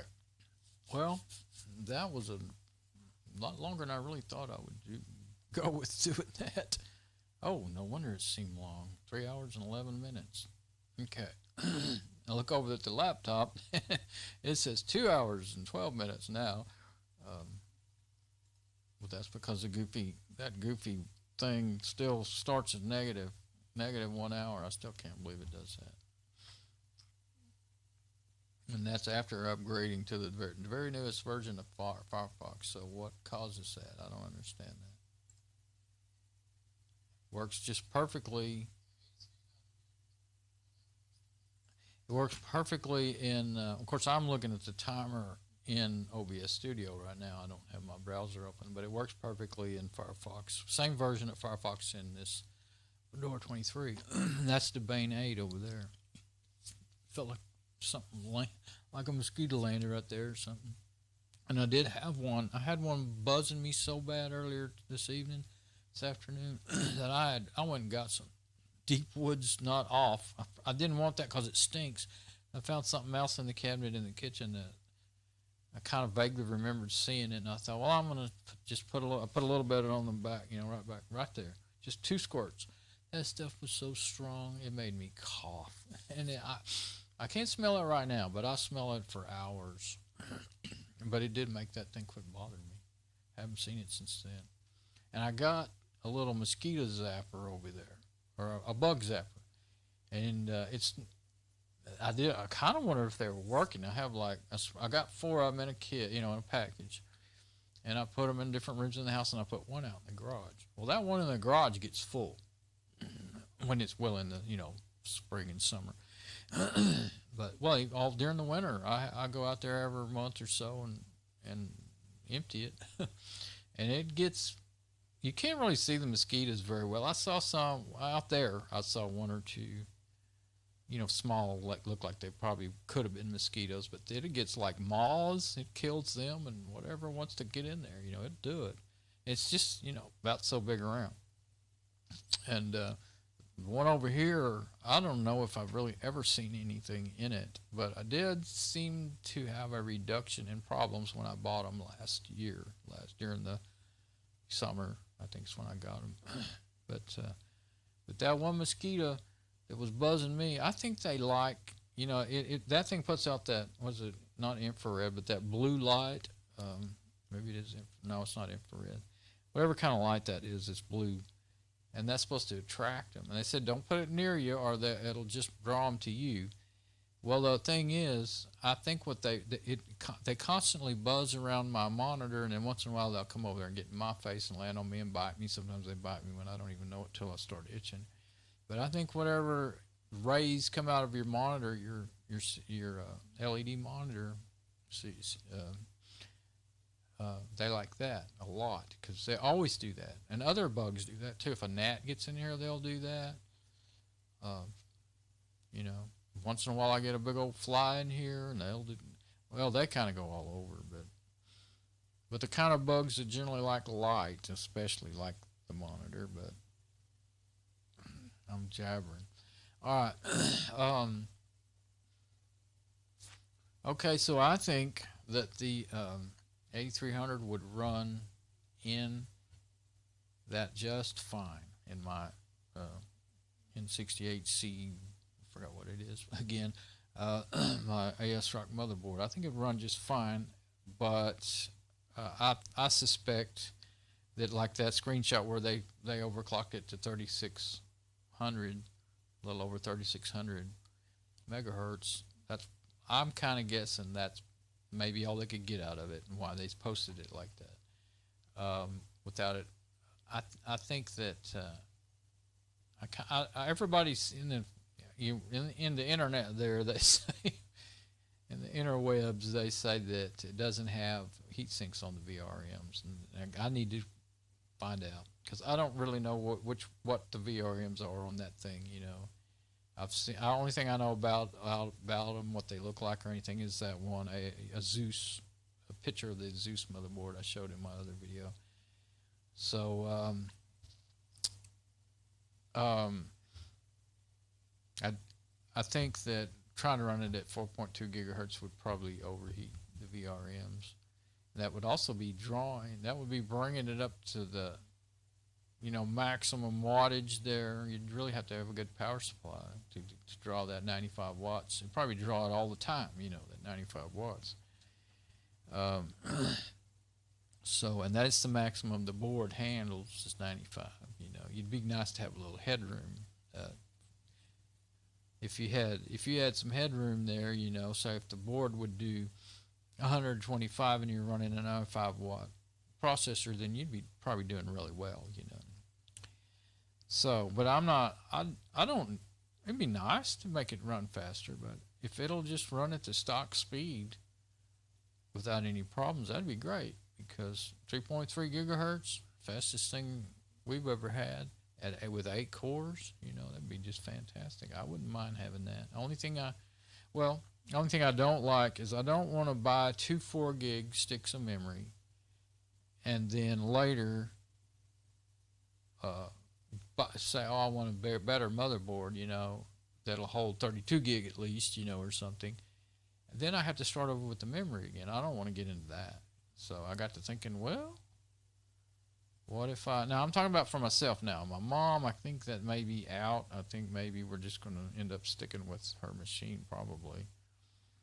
Unless, if I decided to build that up for myself, I'd have to buy a power supply too, most likely. Well, I do have one that might work in that machine right there. It might work. I'd have to check it out and see. I can't remember exactly what it is.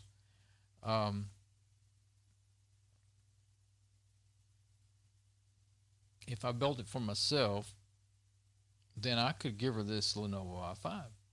She quad core with 4 gig of RAM would be plenty for her. She doesn't watch videos, so she wouldn't have the aggravation I have with, the video memory getting full all the time and having to reboot it. She doesn't really ever watch videos on the computer. She just only wants to watch video on the TV. She doesn't even use the smart DVD player. She doesn't know how to do that. To switch over to that and watch Amazon Prime and stuff like that. If somebody doesn't set it up, start it for her, then she can't do it. So so that is a possibility. I could build it. I could build one just in this other black box. This other red black box. But then I would have to. Well, anyway. That would be the other possibility, and like I said, if it didn't run right in that motherboard. It wouldn't be a total loss. I can still use it with this other processor that it's being used with right now, the motherboard, and have to buy another motherboard. And they're not outrageous, you know. Should be able to get one for, you know, around $75, one that would do it. Pretty good one, you know. And but as far as the memory goes, I haven't checked into that lately, but I've done it before with the older computers, Pentium 4s and Pentium 3s and stuff. You could put a bigger memory, you know, bigger as in, you know, more megabytes of memory into the machine, and it just wouldn't recognize it. It would run just fine. It just wouldn't recognize it. And maybe it would throttle down the speed even to whatever that BIOS would recognize. And so that's what I was thinking, well, if it wasn't too expensive to, like, say, get 2 8-gig sticks, I don't think I'd want to get one 8-gig stick because it would not be running as a... If you don't have 2 sticks of memory of the same size, then you won't get your dual, like if it's DDR, you know, dual density memory. Dual density, yeah. It won't run in the dual channel mode. That's the word, channel. It will not run in dual channel mode unless you have 2 DIMMs of memory, at least, like or 4 or whatever. You can't do 1. You can't do 3. You got to do 2, 4, 6. You know, so you'd. I mean, it's not that super big of a deal if you're not worried about performance, because Mom's machine has. It has 2 memory slots in it, and when I built the machine came in a kit, and we spent $250 on that machine. That was the best buy we ever got. A dual core, 2 gig of memory. It was a 2 gig 2 gig memories. Now that depends on your motherboard too. It may be that motherboard. No, I don't think they can. I don't think it can run. I'd have to go research that again. Anyway, that's what it has. It's DDR memory, DDR2, isn't it? Or is it 1? No, it's DDR2. I'm almost certain. I'm looking at it like crazy the last couple of weeks. I think it's DDR2. There's 1 stick. It's a 2 gig, and you know it runs. It's been the fastest machine we've had until I got this quad core. Never notice if it wasn't. You know, if it's not running in dual channel mode, then you'd never notice it. That thing is just great, powerhouse. Well, I mean, you can tell a difference now with Fedora 27 on it. Now it's beginning to not feel like a powerhouse anymore. But that's jumping from Fedora 14 to Fedora 27. But so I could do that. I could buy 1 stick of 8 gig memory. You know, that might be the thing to do, because it would work. It might not be running in dual channel mode, but I don't know if there's as bad of a penalty in that as they may always make out in actual performance, you know. Real world performance. Specs are sometimes quite different than actual, you know, performance, real world performance. I mean, all the things you can read, like what I just went through, that whole benchmarking tool. If you could kind of wrap your mind around all that, well, to me, it just does not give me the same sense of what a machine can do as just using the machine for the same tasks, like render a video in Kden Live, convert a video with a video, you know, encoding tool. Open up Firefox, open up Thunderbird, Firefox, Crusader, and System Monitor. Watch a video at the same time, watch a video and then maybe open something else and see what happens, you know. Then you know what your machine can do. If you use, especially, and if you do that the same thing on different machines, exact same apps, you know, in the same conditions, as close as you can get it, then you really know what the machine can do. That's how I tell if I think a machine's powerful or not, you know. All those specs are just pie in the sky stuff to me. So, although I do like to see them sometimes, like I just did this evening. Spent forever doing it. But especially if you don't have, if you're trying to say, do I want to buy this thing? You've never used it before, and you want to know, well, how does it compare? Some way to know how it compares. So, and knowing, and like looking at, of course, I didn't see any 8300s in this test, but of course there wouldn't be. There was 1 or 2 8 cores in there. But I started to say there wouldn't be because that application that I was using was from 2013, but I guess it's been updated. It said it had the newest version. I don't know how. I didn't think that any of that software updated automatically just when you boot it up.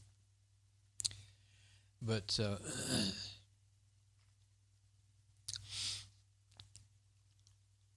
it blank, so yeah, I need to stop jabbering here. I'm just trying to figure it all out.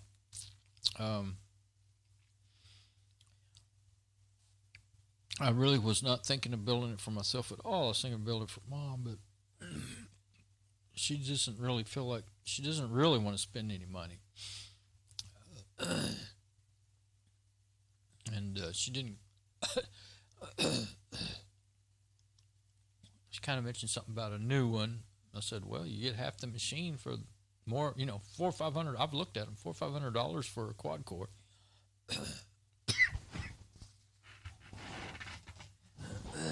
So, that's not a good idea, I think that's crazy. Unless, of course, you didn't have someone like me to build one for you. But I know she'd be okay with Fedora 27, but after that's what I was thinking about anyway. So I'm going to have to go now. Now I've gone so long that I can't talk anymore. I'm starting to drain again. My sinuses are draining and choking me up. Plus my throat is all raspy. It's kind of getting sore. Well, it's been that way for a couple hours now. But that cough drop I ate when I started, it's gone, long gone now.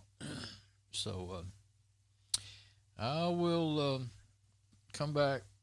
Hopefully I'll be done with all this research, and I'll come back and get back to actual work on setting up her new machine. We'll see what I do. I will see. I might have to do a little bit more research before I go back to that, but we'll see. All right. Bye-bye.